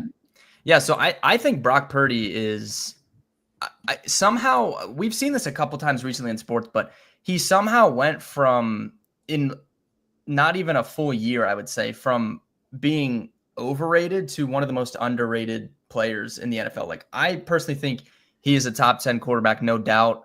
And I know a lot of people had negative reactions to kind of the contract extension, but I don't know. I think Brock Purdy is very good. And I was kind of surprised to see, his card price, $70. This is just base set Prism, like no, nothing crazy. I just went baseline with it. But to see him, like, obviously below Jaden Daniels, but even below Caleb Williams. I know Caleb Williams was the number 1 overall pick and a very popular player, and he plays in a big market like we just discussed. But I don't know. I think Brock Purdy is very, very good. So I thought that was interesting. And I will defer to my esteemed colleague, Christopher McGill, when it comes to breaking down the reasons why we might look towards the trajectory that Brock Purdy is on with a lot of optimism. Hoj, would you like to weigh in on Brock Purdy's metrics? I just want to say we did not pay Ben to say this. We did not set Ben up to do this. There was no coordination here. Ben just simply came to this conclusion as any intelligent young man would do by reviewing the numbers. And Ben said it all. I don't need to shill further for Purdy. Maybe I'll go grab some Purdy cards though, and I can show them as we go through this because I'm just getting very excited. I'll be right back. Ben, one of the things I notice here when I look at the Prism rookie values, and the lower down you get, because you are sorted here by the quarterback score. So the lower down you get, the cheaper the card should be. But then Caleb Williams is the most expensive on the list, and he's down there in the 6th spot. And is that because he was the number 1 overall pick and because he's a major prospect in football as a quarterback leading a team? Is it as simple as that? Because it looks to me, if all I'm looking at is stats, and some people might have that approach, looks like there's some much better values. If you are collecting and investing at the same time, there's some better value players to put your money into if you don't have any other sort of intangible reasons for collecting anybody. Yeah, I think so. I think this particularly, again, I don't know as much, about the card game as you guys or even the chat, but, I would say this is kind of going to be a make or break year for Caleb Williams. And it's tough to say that considering it's only going to be his 2nd season in the NFL. But I feel like we've gotten to a point where, the leash is shorter on these guys than it's ever been. It doesn't matter if you're a top 10 pick anymore. And I'm not saying, if Caleb Williams plays bad, he's not going to be the starter going into year 3, but he is set up so perfectly here with a great supporting cast around him in terms of skill position players. They just went out and spent big to bring, what was thought of as the best offensive coordinator in football, which is directly going to be tied to his play. I mean, he spoke out in these interviews about how he wasn't getting any help from the coaching staff, and he's watching film by himself. So, they've teed it up perfectly for him. So it's going to be a make or break season for him, and we're going to have a good idea after this year, where he stands in terms of the actual skill of what he does on the field. But I do think, the market and him being the number 1 overall pick is impacting that price. I was pretty surprised though that he has like half the amount of Instagram followers as Jaden Daniels. I was like pretty surprised about that because, like I said, number 1 pick, and he played at USC, which is like a big, obviously, school. So I was pretty surprised about that. Yeah, and I saw Greg put a comment here about just the amount of Instagram followers, and that's something we came up with live on the show, was to mention it because it speaks to the way a player is received culturally and in North American society, in among sports fans, and it shows it's an indicator of their popularity, not just their performance. And it somewhat can explain why, a player who doesn't have the accolades that you'd expect them to have for their prices, why do players' cards sell for so much when they maybe haven't won championships or MVPs? And it might be because they are just very charismatic and popular amongst sports fans. So I good comment, Greg. But I think that explains. Here's his comment. He says, if Instagram followers reflect quality, Jeff Wilson is beating me like a drum. Yeah, but that's also he's also got a team, Greg. You don't have you're a one-man show like many of us are in this content creating game. So you have a lot to be proud of, that's for sure, despite the amount of followers on Instagram that anybody has, including Jeff Wilson. Chris Hoge, your thoughts on I'd like to hear your thoughts on the Instagram follower take, as well as your Purdy cards. Yeah. Okay. Well, on the Instagram followers level here, I think some people, including these athletes, are pursuing followers because it's going to help them get business opportunities. It's going to help them solicit sponsorships. It's going to help them get branding deals. I think same thing goes in the hobby too. There's some hobby companies that really want to be able to show value by showing all the followers that they might have. And then the rest of us, we just accumulate followers. Hey, if people follow us, great. We'll follow them back and we just keep it rolling. So it's really like two very different scenarios there. On the Instagram followers part for these particular quarterbacks, I was interested to note that the highest anybody gets is 1 million. Doesn't that seem low? Mm-hmm. Yeah, I thought so too. Yeah. I mean, these guys are playing in front of, what's the average audience size that these guys will play in front of over the course of a season? I mean, it's in the tens of millions if they get into the playoffs. They're multiple weeks, possibly tens of millions. And then the Super Bowl, you start getting hundreds of millions of eyes. I just found it a little surprising that we top out at 1 million here, especially because some of these guys are household names. Jaden Daniels, Caleb Williams. These are really well-known athletes. Certainly are. They certainly are. Joe, what do you think of that metric? It's intriguing to me. I'm, I do subscribe to kind of the, maybe more than I think Hoge, is, we talk about, cultural relevance versus, between the lines kind of reckoning. And I think Hoge is more in the between the lines guy.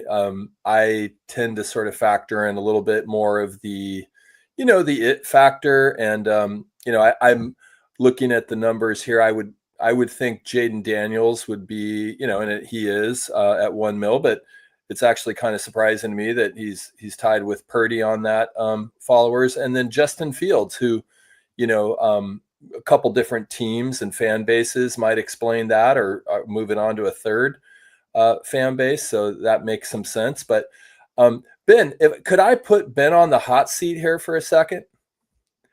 I would love nothing more. Okay, so I'm gonna name two quarterbacks, and I want you, without thinking much, just in your gut. But I know that your gut is informed by a great many statistics and a great many reckonings of the analytics that you engage in all the time. Just to give me the quarterback that you think is going to have the better NFL career. Okay. Are you ready? Yeah. All right. Let's go Drake May or Bo Nix. I would take Drake May if I was picking one of those two. Okay. Anthony Richardson or CJ Stroud. I would take CJ Stroud. Okay. Keep going, Joe. Caleb Williams or Jaden Daniels. Jaden Daniels. Didn't have a lot of pause there. No. Okay. Brock Purdy or Jaden Daniels. Jaden Daniels. Gotcha. Justin Fields and Trevor Lawrence. That one is very close. I would say I would say Trevor Lawrence, but that's the closest one that I think you've asked me so far. Gotcha. Okay. Now one that I don't see up here, but I'm curious about, so I'll just throw him maybe in line with let's just say JJ McCarthy and Bo Nix. JJ McCarthy. Interesting. Okay. Yeah, I'm that's one of the curiosities of this upcoming season. I'm looking forward to seeing him. How about CJ Stroud and Brock Purdy? Brock Purdy. Love to hear it. A couple more. Let's do we haven't really heard much about Penix Jr. How about Penix Jr. and Drake May? Drake May. Oh yeah, I didn't include Penix just because we had not even a full season last year. Like he started late in the season. So, and then McCarthy didn't play any games. So I didn't have any like actual much stats to go off of for them. Gotcha. Okay. Last one here. Jeremy, I hope you're feeling better. Caleb Williams and Drake May. Caleb Williams, I guess. Okay. He doesn't sound so convinced there. Some of these are tough, right? Then I'm going to have to go back and listen to that when I have more time, because I was just firing them off, and I'm obviously a little bit of just a game there. But I there were a few ones where I was like, oh, okay. So I took away some, and I'm going to grok the information more later. Any thoughts just in going through that process? Anything that emerged for you? I think I'm actually glad that you brought up JJ McCarthy. I wish I could include him and I had something, to go off to include him on this list, because I am much higher on him than I feel like anyone else is. And the Vikings are in a very, very interesting spot. If you asked me to rank out most likely teams to win a Super Bowl in the next 5 years, I would probably have Minnesota like 2 or 3 on that list. Like, they are so set up perfectly, and he's in the best possible situation.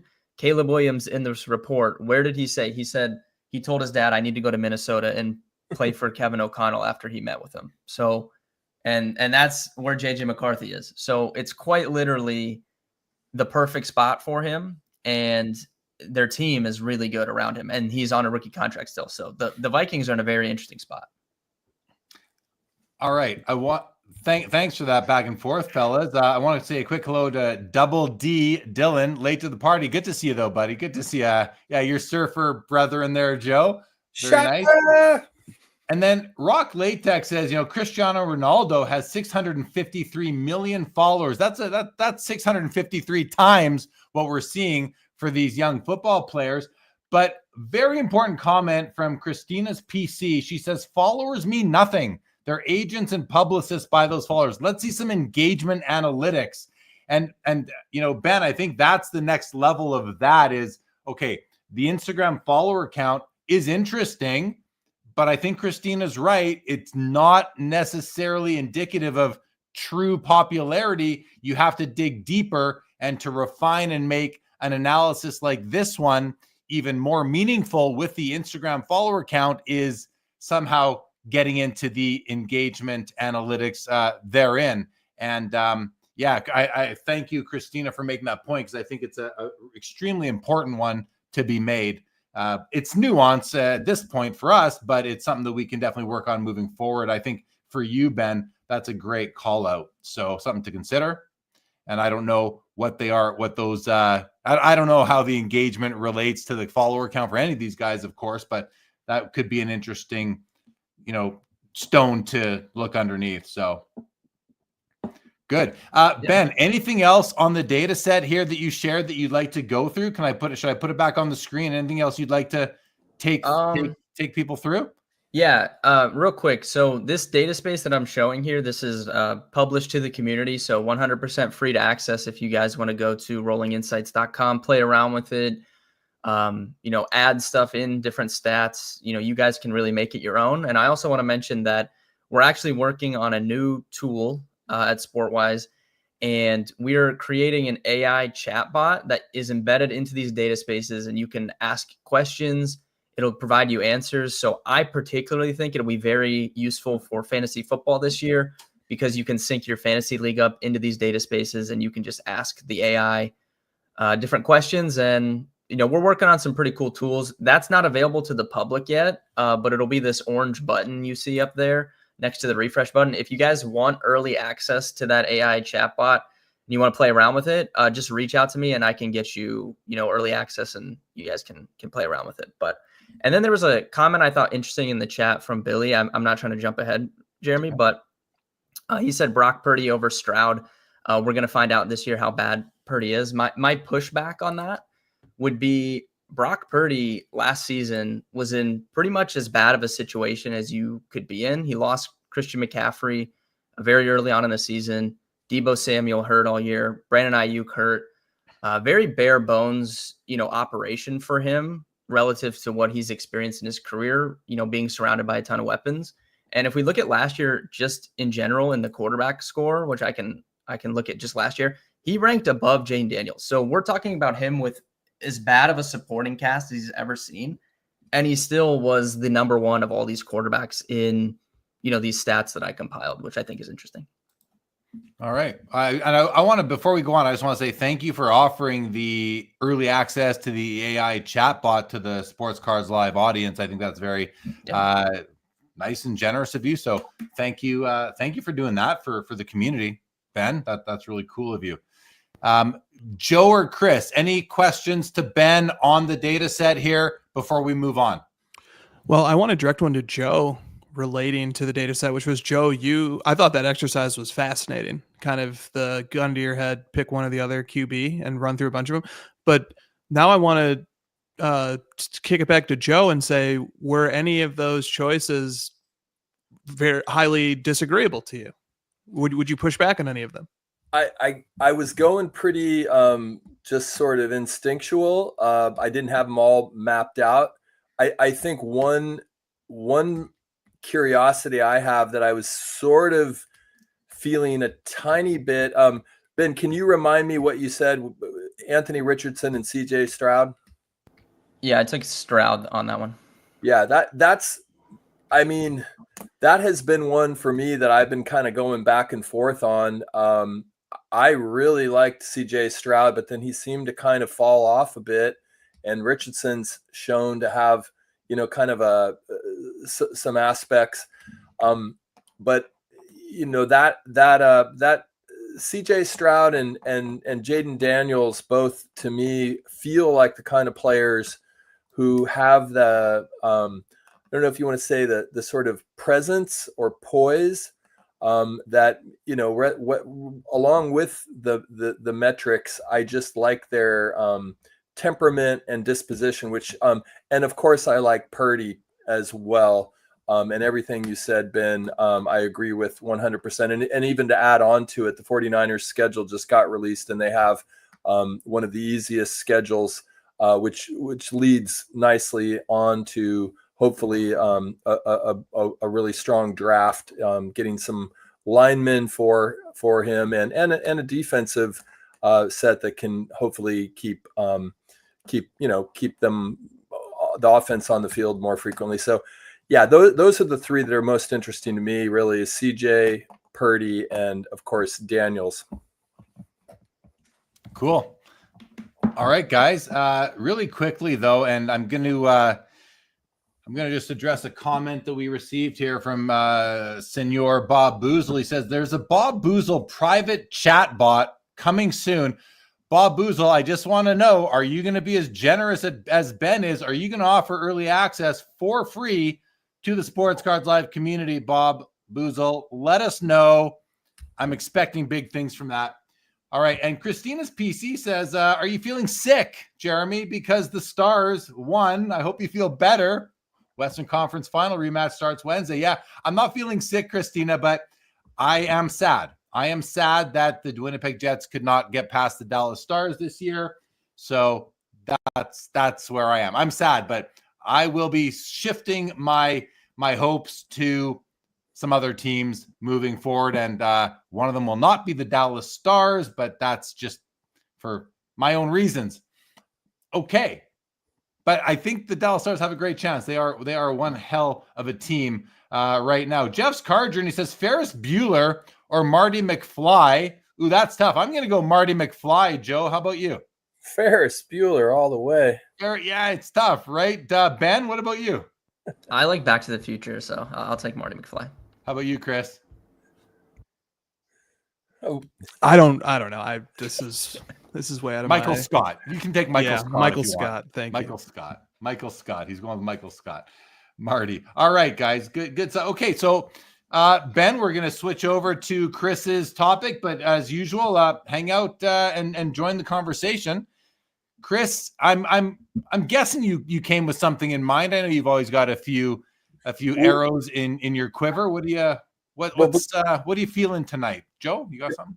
Well, I just want to see if Hoj listened to, the great Spinotron and the architect and Steve. I mean, we were talking exquisites. We were talking pretty, high-end grail coffin type cards. I was just going to ask Chris if he had any reflections on the dialogue that he heard earlier in the show, if he was able to hear it.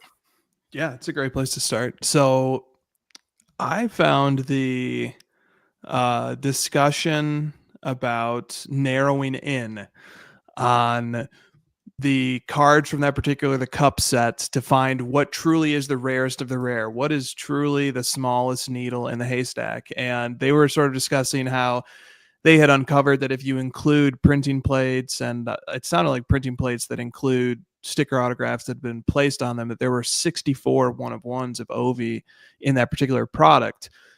But so you include printing plates, but still there's 64 one-of-ones in this product. But if you only look at how many are numbered 8 of 8, that there are just 2. And I believe that he has both of them now. Is that right? Yeah. Okay. Right. So I find that to be really, really interesting, because I think one of the names of the game of collecting in the ultra-modern era is finding ways to shrink the sea of cards. In other words, it's sort of like this thought experiment where, like, let's just say that all of us start as collectors with 5 million different cards in front of us, every conceivable card.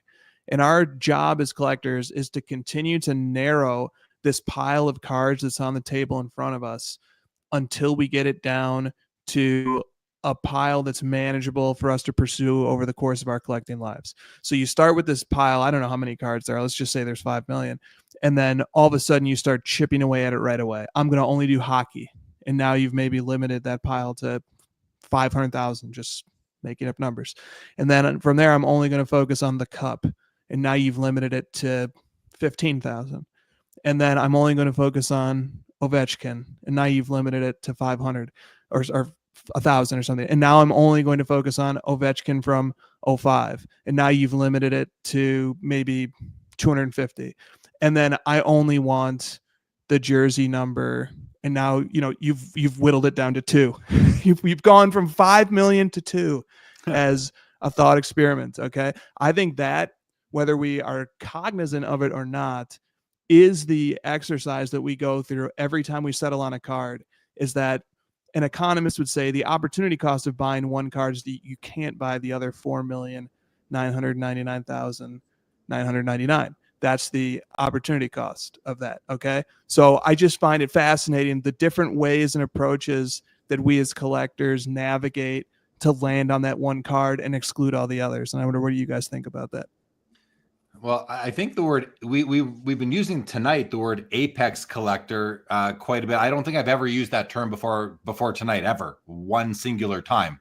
But it makes some sense. I think that's what you just in your description of whittling it down, Chris, you whittled it down to the apex of the cards, of hockey cards produced in 2005, maybe, never mind all hockey cards. So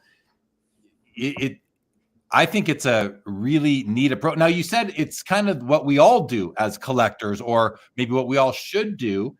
And in a way, I think several collectors do it, and I'm trying to reconcile that approach with my own approach, which I'm not nearly as focused as that. I have focused, but I am not looking to only own, say, 2 of 5 million hockey cards or whatever sport, whatever era, anything like that. So but what I take away from what you are trying to boil down on towards is that,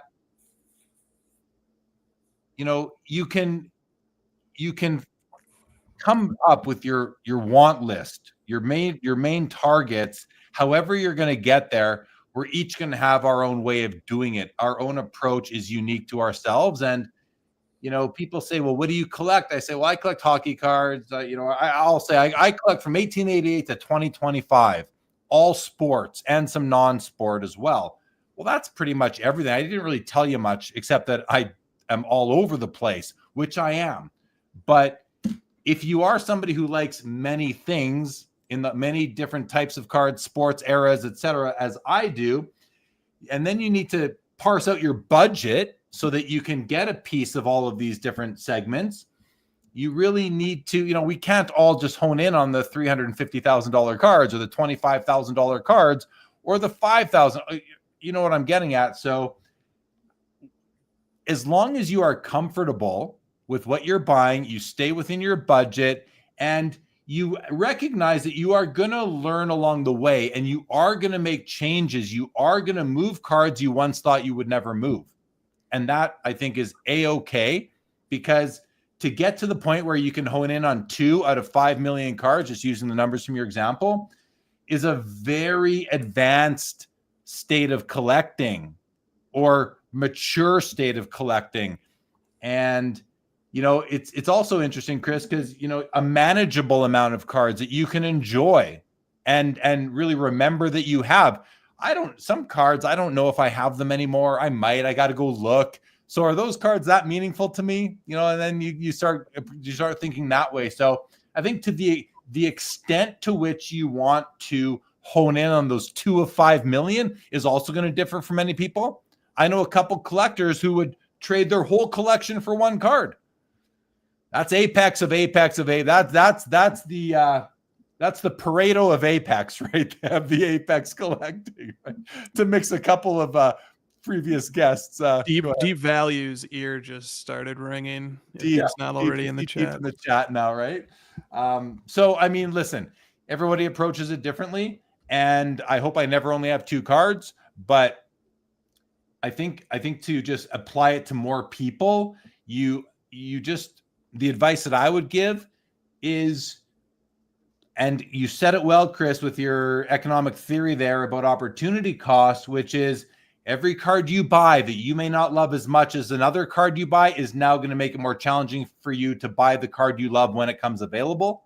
And so where I'm at now, after a big consolidation for me recently, is I'm being more particular with the cards I'm adding. And I think that I have evolved as a collector and as a hobbyist in 2025 because of that. So that's my long-winded response to your question. I'll pass it over to Joe to get his take, unless, Chris, you want to reword it for him, or you have any feedback for me? No, I do have one reply to something that you said, but I'll save it. We'll hear from Joe and then Ben if he has thoughts, and then I'll compile my responses.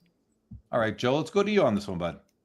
Well, thanks. Yeah, I mean, the way I kind of heard what the process was there, Hoj, was almost sort of, instead of like what you do want, what you do desire, sort of like what you don't want, and just like, let's discard this, let's discard that, like, kind of gradually paring down, and I think that's I think a more methodical way of finding your North Star, if you will, of a goal, a collecting goal, or a grail for you within your, within your relative resources. I want to let the chat know, and anyone listening, that you and Iowa Dave did a wonderful podcast about a week ago on the shallow end. I was able to listen to most of it today, some of it in speed warp, but one of the things that I found really fascinating was how you mentioned in it that certain cards in your collection give you the sort of capacity to lean into going after other cards in your collection. I think you were mentioning, for instance, Michael Jordan as kind of a grounding aspect of your collection that allowed you to feel like you could go out on a limb with a Brock Purdy, or, at the time, Nikola Jokic maybe not being quite as elevated in his recognition as a basketball savant. And I think that's another layer to kind of what you were talking about, is not just operating in the vacuum of, hockey cards going from 5 million down to 2, but really also then thinking about your cosmos of your collection, thinking about your cosmos of, what you've sort of maybe the stable areas. I think you guys were using the metaphor of cities, and kind of like sustaining certain civilizations and feeling more comfortable taking risks, or filling out your I know right now in the hobby, like using a word like your portfolio is sort of charged, but I mean, I do think about that in my own collecting, because I stray between vintage and ultra modern, right? I'm very much cognizant of how I'm kind of balancing all the time some of the areas that, maybe more volatile and less volatile. So I don't know, that's kind of what came up for me as you were talking about that paring down process, and then adding an extra layer of it, of your own context, the backdrop of your own collection and your own collecting history. I think that's well said, Joe. And before we go on, you mentioned, the word portfolio can be charged. What about the term asset class, which we heard earlier on in the show a couple of times? I kind of thought under my breath there. I wonder how many people in the chat kind of rolled their eyes at a term like that. But when you are putting, what about the term shoebox? Shoebox, yeah, where I just take all the flyers that I get that's stuffed in the packages and I just stick them on. I don't know. It's beautiful. It's a beautiful shoebox. Thank you. Pretty sure I have a Chris Sewell sticker on here from like 10 years ago. Baseball card collector, investor, dealer. Before he called himself that. Oh, but even before that. Very interesting. But, back to the terminology, asset class, portfolio. Yeah, I kind of wonder how certain people react to that. Our hardcore collector constituents here in the community. But obviously, we're just describing different concepts. It's not meant to offend anybody. That goes for sure. You also mentioned the podcast, Joe, that the Iowa Dave Shallow End podcast that Chris was on. And I just have to take a moment and shout out Iowa Dave and the Shallow End, because I think it's my favorite podcast out there right now, guys. I listened to his latest drop last night on my walk, and it was only 17 minutes, and I felt like I just wanted more. I texted him after, not that drop, but one before. Yours was great, Chris, as well. I was walking, listening to that, and loved it. But I've been known to send Dave, Dave Schwartz of Iowa Dave and the Shallow, a message after listening to a podcast. I'll just be like, another masterpiece. Like, I just think he is putting out the best collector content out there right now.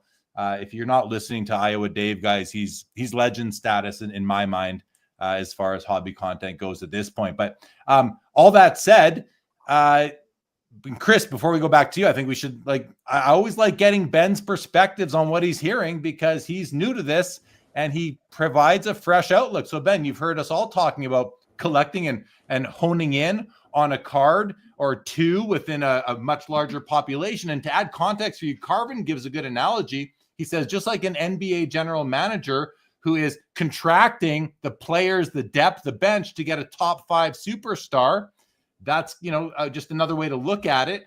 But Ben, what have you been thinking as you've been listening? Yeah, it's an interesting thought. And I've kind of been on that journey, since I started coming on, this stream of trying to figure out exactly what type of collector I want to be in this space.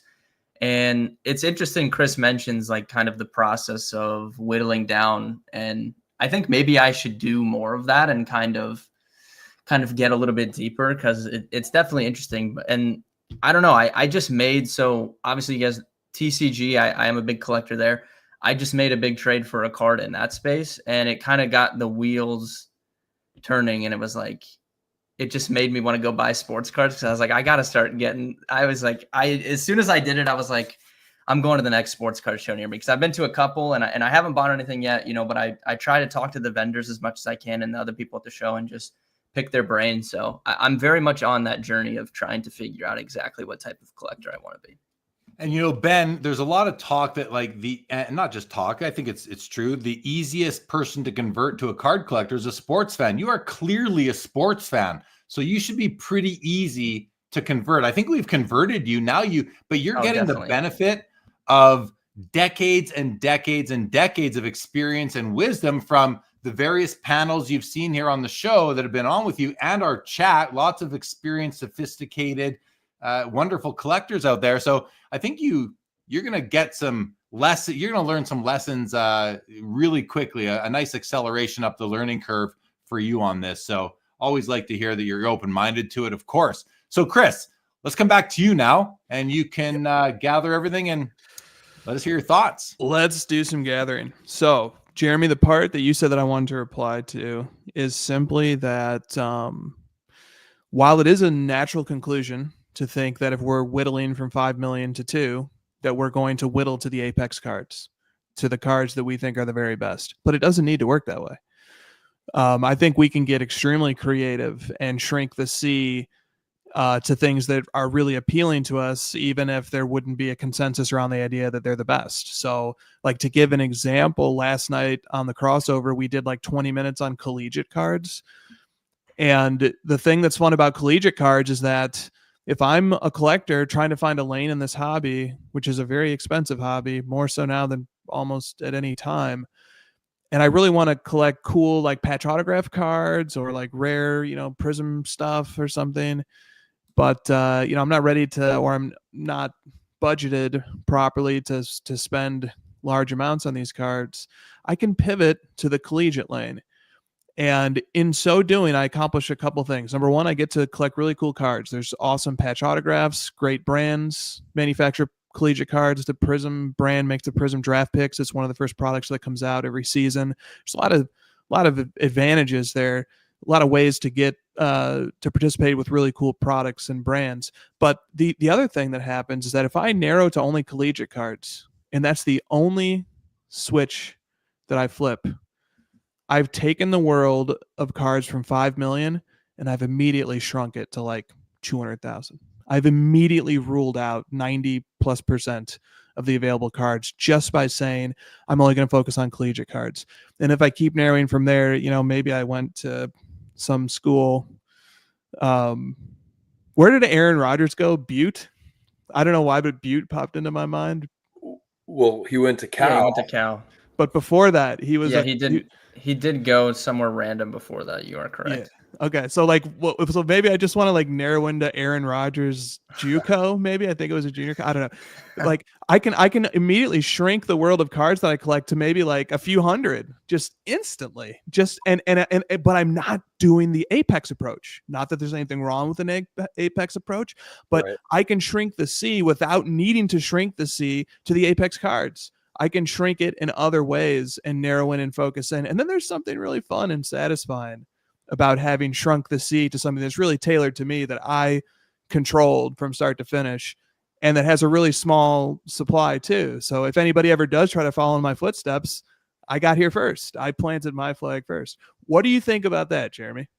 Well, I think you just kind of said better what I was trying to say, which is I'm never gonna hone in on the apex cards, the best 2 cards. That's out of my reach. So what I was trying to get at, and I think you just put it more eloquently, was when I kind of said, when you come up with your priority list, your want list, that's what you're honing in on. That's the equivalent of those 2 apex cards for you. Very few of us are going after apex cards. Most of us are going after cards we can afford, cards that fit into our budget and maybe fit better into our collection. I mean, if I had 100 cards and 99 had a value of $100 and one had a value of $1 million, I'd feel kind of something wouldn't feel right in my collection. That's not the way I would enjoy collecting, I don't think, unless those cards were something just very unique. But so yeah, I think you, again, just to repeat myself, you figured out what I think better what I was trying to get at. So I completely agree with what you're saying.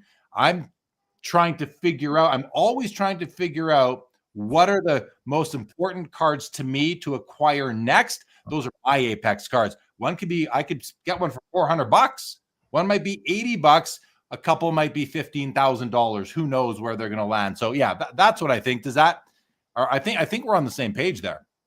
Yeah, we are. We definitely are. And then my reply to something Joe said was just that because Joe is sort of drawing out the difference between ruling cards in, like seeing a card and saying that's the one, versus ruling everything else out to get to the same outcome. And ruling everything out is a chore. It's a much more tedious and less natural process. It's mechanical. It's very, very tough. To properly rule cards out, you need to start from the place of every card is potentially ruled in. You're like a detective ruling out suspects. You start with everybody's a suspect, and then they're a suspect until they're ruled out.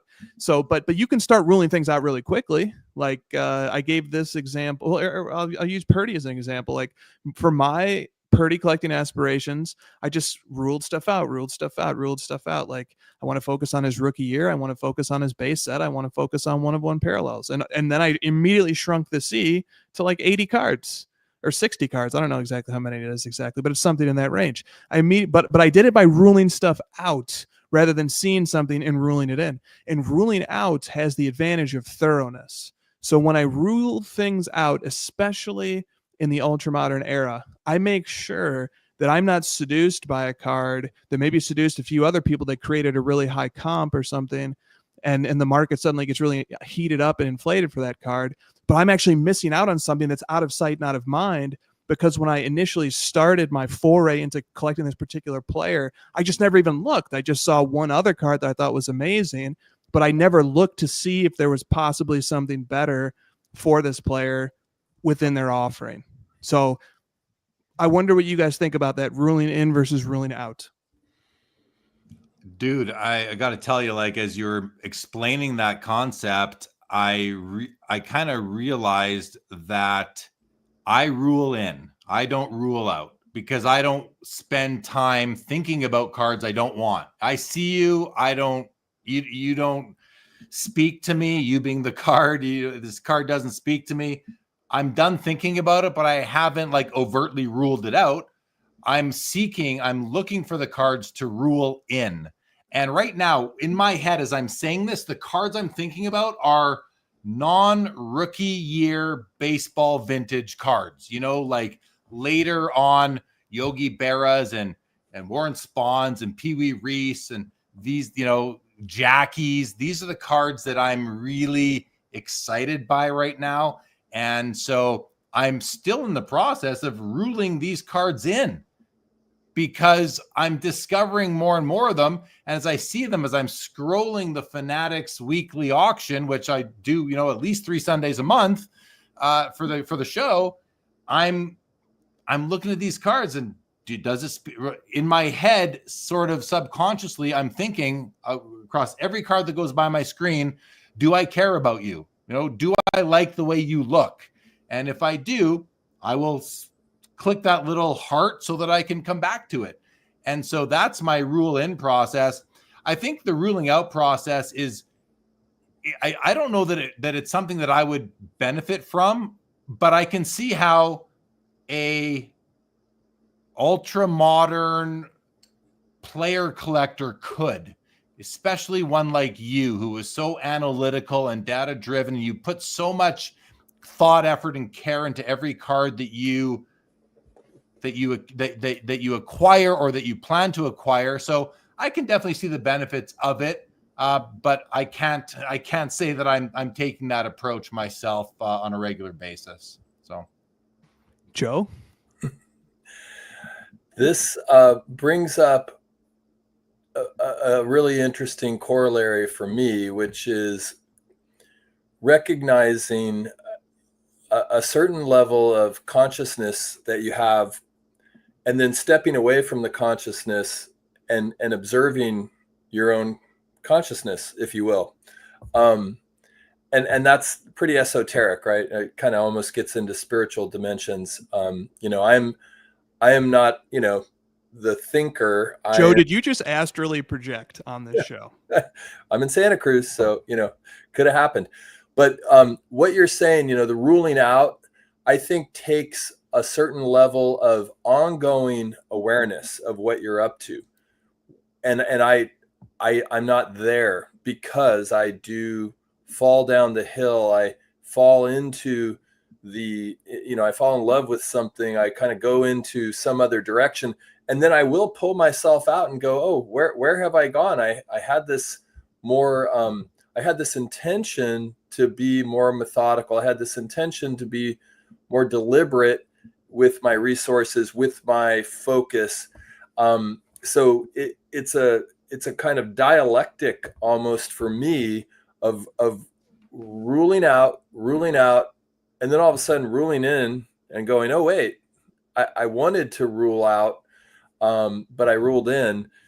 Let me rule out and go back to that. And for me, that's like, there's a corollary there to, and again, sorry, astral projection here, but like staying aware of your own consciousness, your own highest capacity to be a witness to your own process, if you will. That's great stuff, Jeremy. This is like, I love when I say something that both of you, I mean, not that you guys just like flat out disagree with it, but that you guys both push back. You're like, no, that's not really the way I do it. I see where you're coming from, but that's not really the way I do it. I think that just among the four of us that we all can on this stage can bring a different perspective on multiple levels to collecting and sort of challenge each other's perspective. And then maybe if we're really doing it right, end up outside of our bodies like Joe means we are cooking right now. Wait, you got to get in your body, Chris. You got to get into your body. Oh, okay. I got to get back in. Okay. Well, okay. Let me just mute. Okay. Let me just, okay. Chris is done for a moment, guys. I want to do some comments because there's some good stuff here. So Skeppy here says that narrowing down 5 million to 2 cards also creates disappointment and hopeless feelings of fulfillment. I totally get the thrill of the hunt, but it's like hunting unicorns. You can only shoot pink ones. So really, really tough to do. I think Skeppy is right there. The only thing I'll say is that, like, the people that are buying those cards, they want the unicorns. That's really what's important to them. Many of them don't want to own what everybody else owns and can own. They want to own what only they can own, just like the most expensive paintings in the world and, the most expensive cars and watches and all these things. They want the unicorn. So I agree with what Skeppy says there, but I don't think that everyone is narrowing down from 5 million to 2. Jeff Card Journey, if you collect 1 million cards, you can get to throw out the first pitch of a Cubs game. I wonder what 5 million cards would get you. That's a true story right there. Double D's Vintage here said, I wish Iowa Dave's podcasts were 2 hours long. So do I, Dylan. So do I. 1956 Tops guy, Matthew, says collegiate cards put the right kind of pressure on the concept that first cards are the best cards. That's it. That's a whole other topic right there. Okay. You want to jump in? We have Chris? time to jump in on this one? Jump in. I love this question. He's so right to make that observation. That's the observation that many of us make. Some of us have like really thought through the implications of that, which is why like our friend MK Sports Cards has a strong affinity for the SI for Kids cards for players, because in a lot of instances those are on some level the first card. But this is all about categorizing. This is all about defining what a sports card is. Joe has a SIFK there of some type. Just Kelly Slater. Kelly Slater. Yeah, beautiful. Okay, because here's the next turn in the discussion that Matthew started. This requires defining what a sports card is, and I'll tell you why. So, some of us will define a sports card as something that's fully licensed, something that conforms to certain size and dimensions, or something that possesses certain qualities. Some of us will loosen the definition of a sports card a little bit to say, well, it doesn't need to be fully licensed. If the subject licenses it, that's enough. But there's more relaxation that can go on of the standards. So we can let in SIFK cards, partially licensed, or sometimes they're fully licensed, but they predate the player's debut in their highest league. But what if we keep relaxing further? And what if I say, well, what about, like, let's take an athlete, let's take Michael Jordan, for example. And there's a consensus, I think, that the 1984 star is his first card. But if you dig a little deeper, there's like a newspaper clipping that got published in mass quantity that has like a picture of Jordan on the front and maybe like some information on the back. And so is that a sports card? Because does it meet enough of the criteria? It's a licensed photo of him. It has stats on the back. It has a picture on the front. Or why stop there? What about if a T-ball card was issued of Michael Jordan, maybe to just his mom or something, or maybe that they circulated like 20 among him and his teammates or something? What if he has a T-ball card from when he was 5 years old? And what if that's the first card that was ever made of him? Or what if when he was born at the hospital, there was an identification card that was issued of Michael Jordan, and that's his first card? It's got a picture on him. It's got some biographical information. Maybe that's the first card.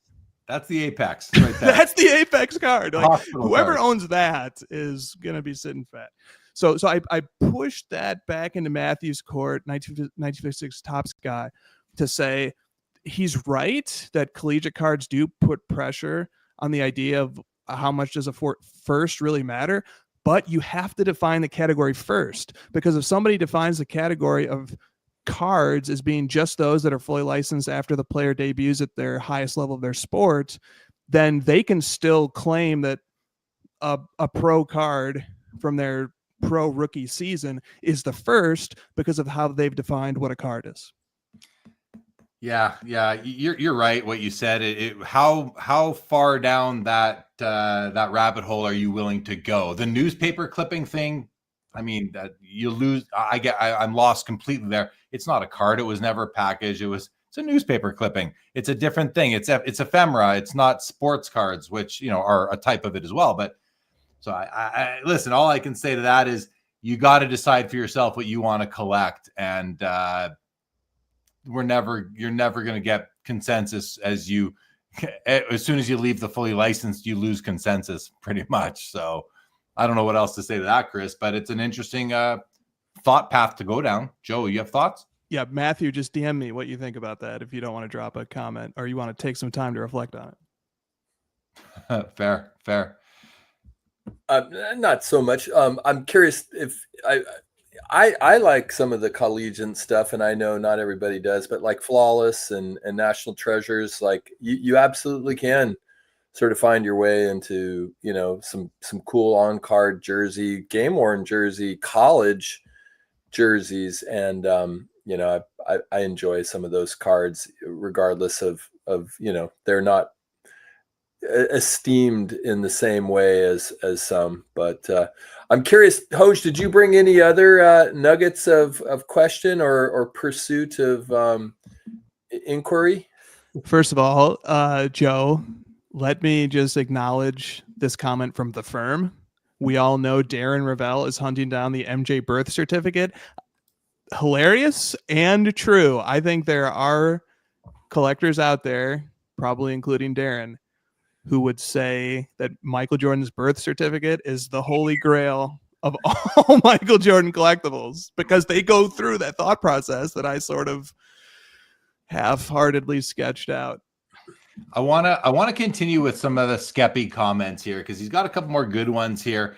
Right here, he says, but is moving to college cards real fulfillment or just a compromise to what you really want? I think that's an interesting way to look at it, because his next comment is even more insightful. Spending resources on a compromise only puts obstacles in front of what you want. I'm not saying don't find other ways to collect, but after doing this for so long, it's just not worth it.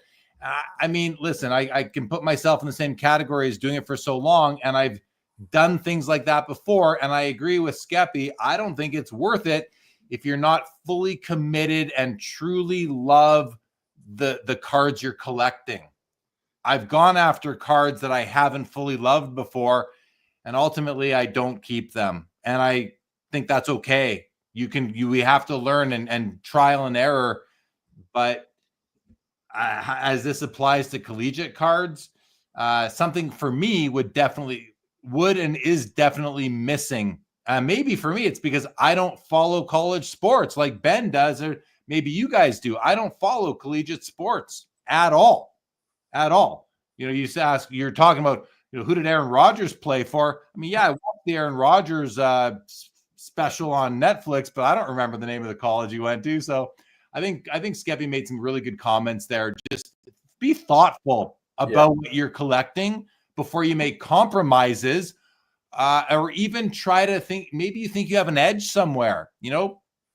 Think through an edge that you might think you have. Is it truly something that has possible legs as the hobby moves on? I'll kind of leave that at that for now. Bob Boozle, as I was talking about scrolling through cards, excluding or including, he says swipe left, Jeremy. And it's funny because really, as I go through the Fanatics Collect Weekly auction every week, or it feels like card Tinder a lot of the time. Billy says, I've narrowed my Apex card down to one very, very, very, very, very lucky black cat. I think that's an ode to V-Friends. I am at least aware of that. And our good friend Sean from Victory Investment says, rule out, rule in, wax on, wax off. Joe, exactly. All right, I'm just looking to see, the firm. Yep, yeah, Billy. I watch Sports Cards Live just to read Bob Boozle's comments. I mean, let's face it, he adds huge value to the stream every night. And to everybody who just listens on podcasts, sometimes you got to be here. Join us on the Saturday Night Live shows once in a while if you can. If you're a listener, come to a live stream one time, have a look at the chat. We don't get to all the comments. We just can't. And there are always some doozies in there. Many of them have Bob Boozle's name on them. That's for sure as well. Ben, do you want to jump in and anything we've just talked about with this whittling down and the last few discussion topics? Again, I'm just going to put it simply. What kind of stuck out to you? Yeah, I think it's really funny that Chris brought up college cards in specific, because Steve, one of the founders at Rolling Insights, and myself have recently kind of discussed this. So spoiler alert for a future, appearance on the show for me. We did want to create a college football data space. So that could be coming. So I think it's really funny that Chris brought that up. And I'm a huge college football fan. And my background, if you guys don't know, is, fantasy sports, daily fantasy sports. And I've always loved daily fantasy sports because it is the ultimate kind of game within a game. It's like a puzzle. And I'm very competitive. So I like to, win at things. Not saying you can win at collecting, but I feel very confident in my ability to identify players in college that are going to be good pros. So this is something that I've thought about, Chris, and like I have really actually had a lot of conversations about like maybe I should, focus. I'm never the type of person that's going to collect only one thing, but maybe a large part of my kind of interest could go that way. So I think it's really funny that you brought that up, Chris. And Ben, I think it's possibly like the right place for you. Like, from what I know about you, I mean, and again, if you get into the hobby and you start buying sports cards, it's inevitable that you will evolve. Your approach will evolve. Your interests will ebb and flow. And maybe you'll start with college. You'll add some other stuff, and you'll lose interest in college. A year or two goes by. Now you're gonna, there will be a player in college. Your interest is gonna be peaked again. Back to college. Like, that's all well and good, but I think the best part about collecting is collecting subjects that you really enjoy and that you have some special meaning to you. Whether you watch them as a kid, you like watching them as sports commentators now, they play for your local team, they play for your college, your alma mater, whatever it is. The more connection you can have to what you're collecting, the more you're going to enjoy the whole experience. So I would just advise you to kind of that. I think that's advice that I can say. I think that's good advice. And it's advice that I would like to have had from the outset. When at the outset, I was collecting complete sets. That's what opening packs to get the complete sets. And then, in the early 90s, when the evolution took place on in the quality of the cards and the packaging and all the new companies coming out, it became more and more about, I remember 1990 Leaf came out, and, I wanted that Frank Thomas card. That's what I wanted. That was the card. Did I want the Leaf set? I did. Did I have it? I did. I had the 90 Leaf set. I don't have it anymore, but it was really all about that Leaf Frank Thomas card, among some others. But yeah, you can just do whatever you want to do. Bob Boozle says set collecting never existed, according to some man with tight shirt. Oh, I think I know what that's in reference to, Bob Boozle. And I mean, when has set collecting not existed? I mean, set collecting has always existed. However, set collecting has always existed, but again, in the 80s, I wanted the sets, the hockey set, the baseball set, the basketball set. I was the 85 Topps football set, the black borders. I wanted the sets. I didn't pay too much attention to the single players. But in 1990 and even 1989 hoops, David Robinson, I didn't care about. I wanted the Jordan and I wanted the Robinson. That's what I wanted out of those packs. And then Leaf Frank Thomas. That's what I wanted out of those packs. Score supplemental, Emmitt Smith. The only card I cared about in score supplemental set was Emmitt Smith. I didn't care about the rest of the set. So I don't know. I think it's a big hybrid out there, and they both have a place to exist. I think we're meandering into that Jeff Wilson rant that happened recently that had a ton of reactions, but I don't know. That's where I fall on that. There's room for hit collecting and set collecting, I think. So, Bob Boozle says, I believe Jeremy, not that other man. Oh, I see what you're getting at there. Joe, any response to that, to what I was just getting at? Yeah, I mean, I had a little reflective moment this afternoon as I was thinking about when did the hobby for me turn potentially into a chase moment. And I agree, like, for whatever reason, I was a little behind the curve. I think I was just getting out of college in 89. So like I came to the 89 Upper Deck stuff just a little late. I remember the packs, being already at, I don't know what they were, $10, $5 or something, which seemed exorbitant at the time for the chance to pull a Griffey. And then of course the 90 Leaf, right? Those were, and it wasn't just Frank Thomas either. It was also, Dave Justice, Kevin Moss. There was, a number of players in there. I was going for a Ricky Henderson, but John Olerud was in there. Yeah, Canadian, for the Blue Jays. yeah, maybe I want to say Tom Glavine or in any case. But the one that actually stood out to me as a real chase, because it was when I became aware that people were searching packs, which was, unfortunate, but was the 92 Fleer baseball. They had an insert, a rookie sensations insert, and there was a Frank Thomas in there, and it had very challenging to get in any kind of centered or Is that the dark blue bordered Yes, card? exactly. And so there was a mad rush to like pharmacies and like all the places, the card shops couldn't keep them in stock because that card, especially the Frank Thomas, I think there was a Jeff Bagwell and Ivan Rodriguez was in that set as well. And at the time he was a very, sought after rookie. I think he might have won Rookie of the Year there, Texas Rangers. But anyway, those cards and that chase was for me really when the hobby started to take a new direction of people like, and it was pretty easy to like make a little hole apparently in, because they were cello packs, and you could make a little hole in the cello pack and see just with a little bit of card movement whether or not that blue card was in there. And from there things went haywire. So that was the moment for me, kind of in reflecting a little bit on what's been up in the hobby. Like, has there always been chase cards? Like, I don't know, but I know that created quite a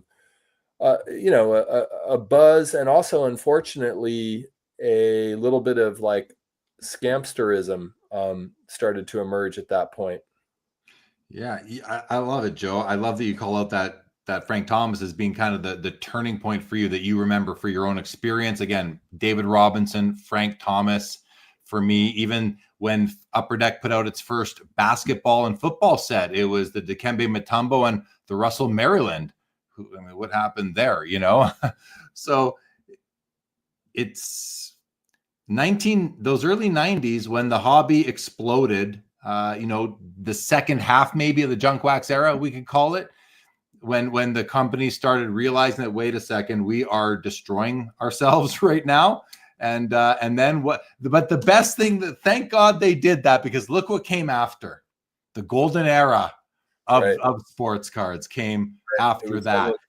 Down and then like 96, 97. I mean, all that. They had to become creative to keep on selling cards. Lots of call outs of other players in the chat right now, players that these guys in our chat are remembering being chase cards. The firm calls out Mo Vaughn.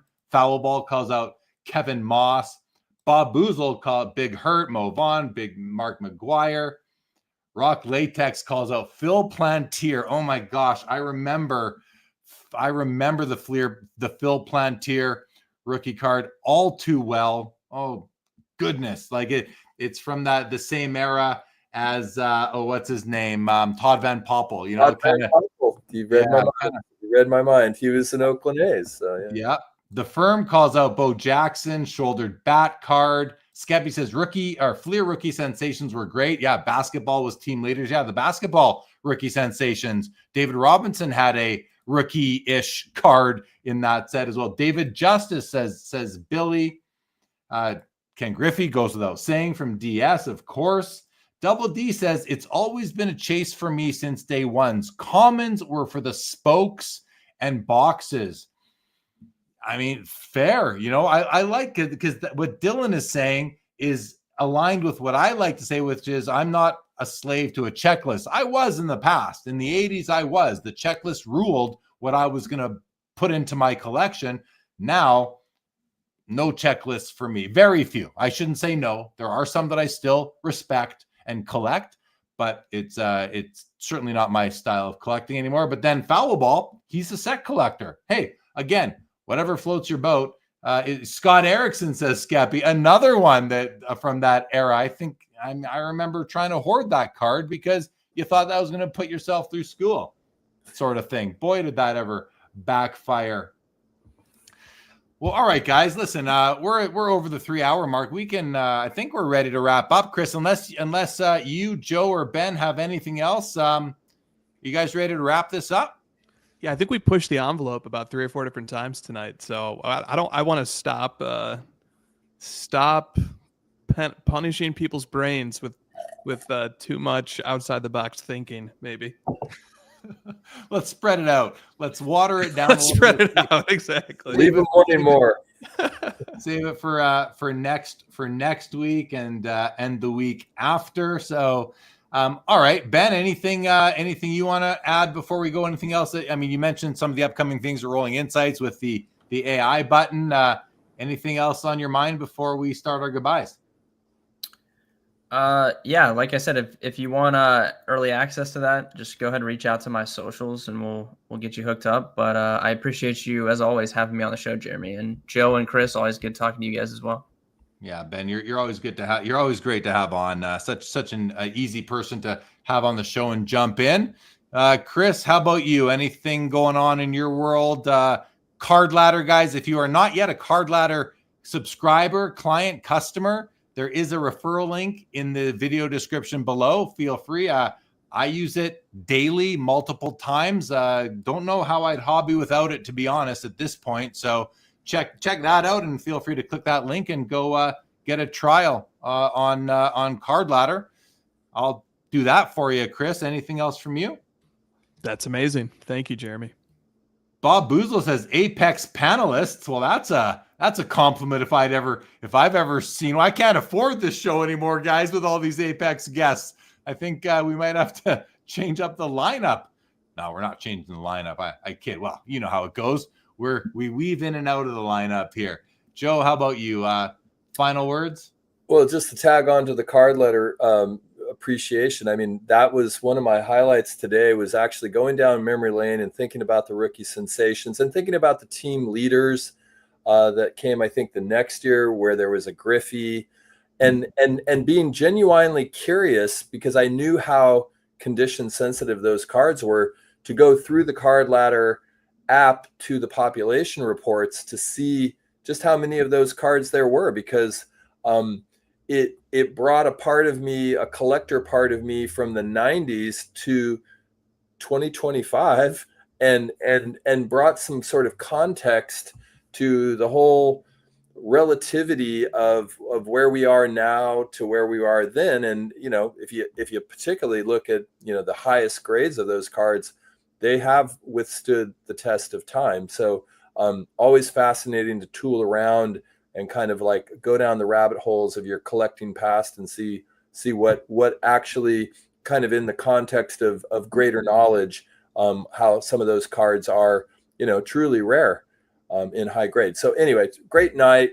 Dignitaries early on, really appreciated, Spinotron, Karvin, and of course Steve showing up, elevating the discussion, and loved the Uber ride with Mikey Singer too. There, I felt like I was like coming back from the club in Montreal. Yeah, he always brings the energy, guys. Active week on the Sports Cards Live channel, YouTube channel this week. Monday is MC Showcase auction, their highest end auction of the month. We'll be myself and Mr. Michael Hathaway, the Crystal Ball, will be covering 60 or so cards ending a minute apart, full of action, ton of fun, great cards. Come join the fun there. Wednesday is going to be an episode of the Fund Your Card Show, and Thursday is the Fanatics Collect Premier Auction with Adam Gray. Always a great night in the hobby. I think this is going to be almost our 4-year anniversary of doing this show every single month. So that is pretty cool. And podcast listeners, as you've noticed, or you should have noticed this past week, the podcast version of this show, which is available on Spotify, Apple, wherever you get your podcasts, is now being divided up into shorter, more consumable drops every day, Monday to Friday. So feel free to check those out, or just wait till Friday. And, if you want to just binge them all one after the other, hey, whatever works for you. But want to thank everybody for listening, everybody for joining us tonight. Chat, you guys are awesome, as always, tonight. So thank you all for being here. week after week, month after month, and we can even say year after year. You are all very much appreciated. So thank you for being here tonight. Saturday nights are so much fun, guys. Thank you to Joe. Thank you to Ben.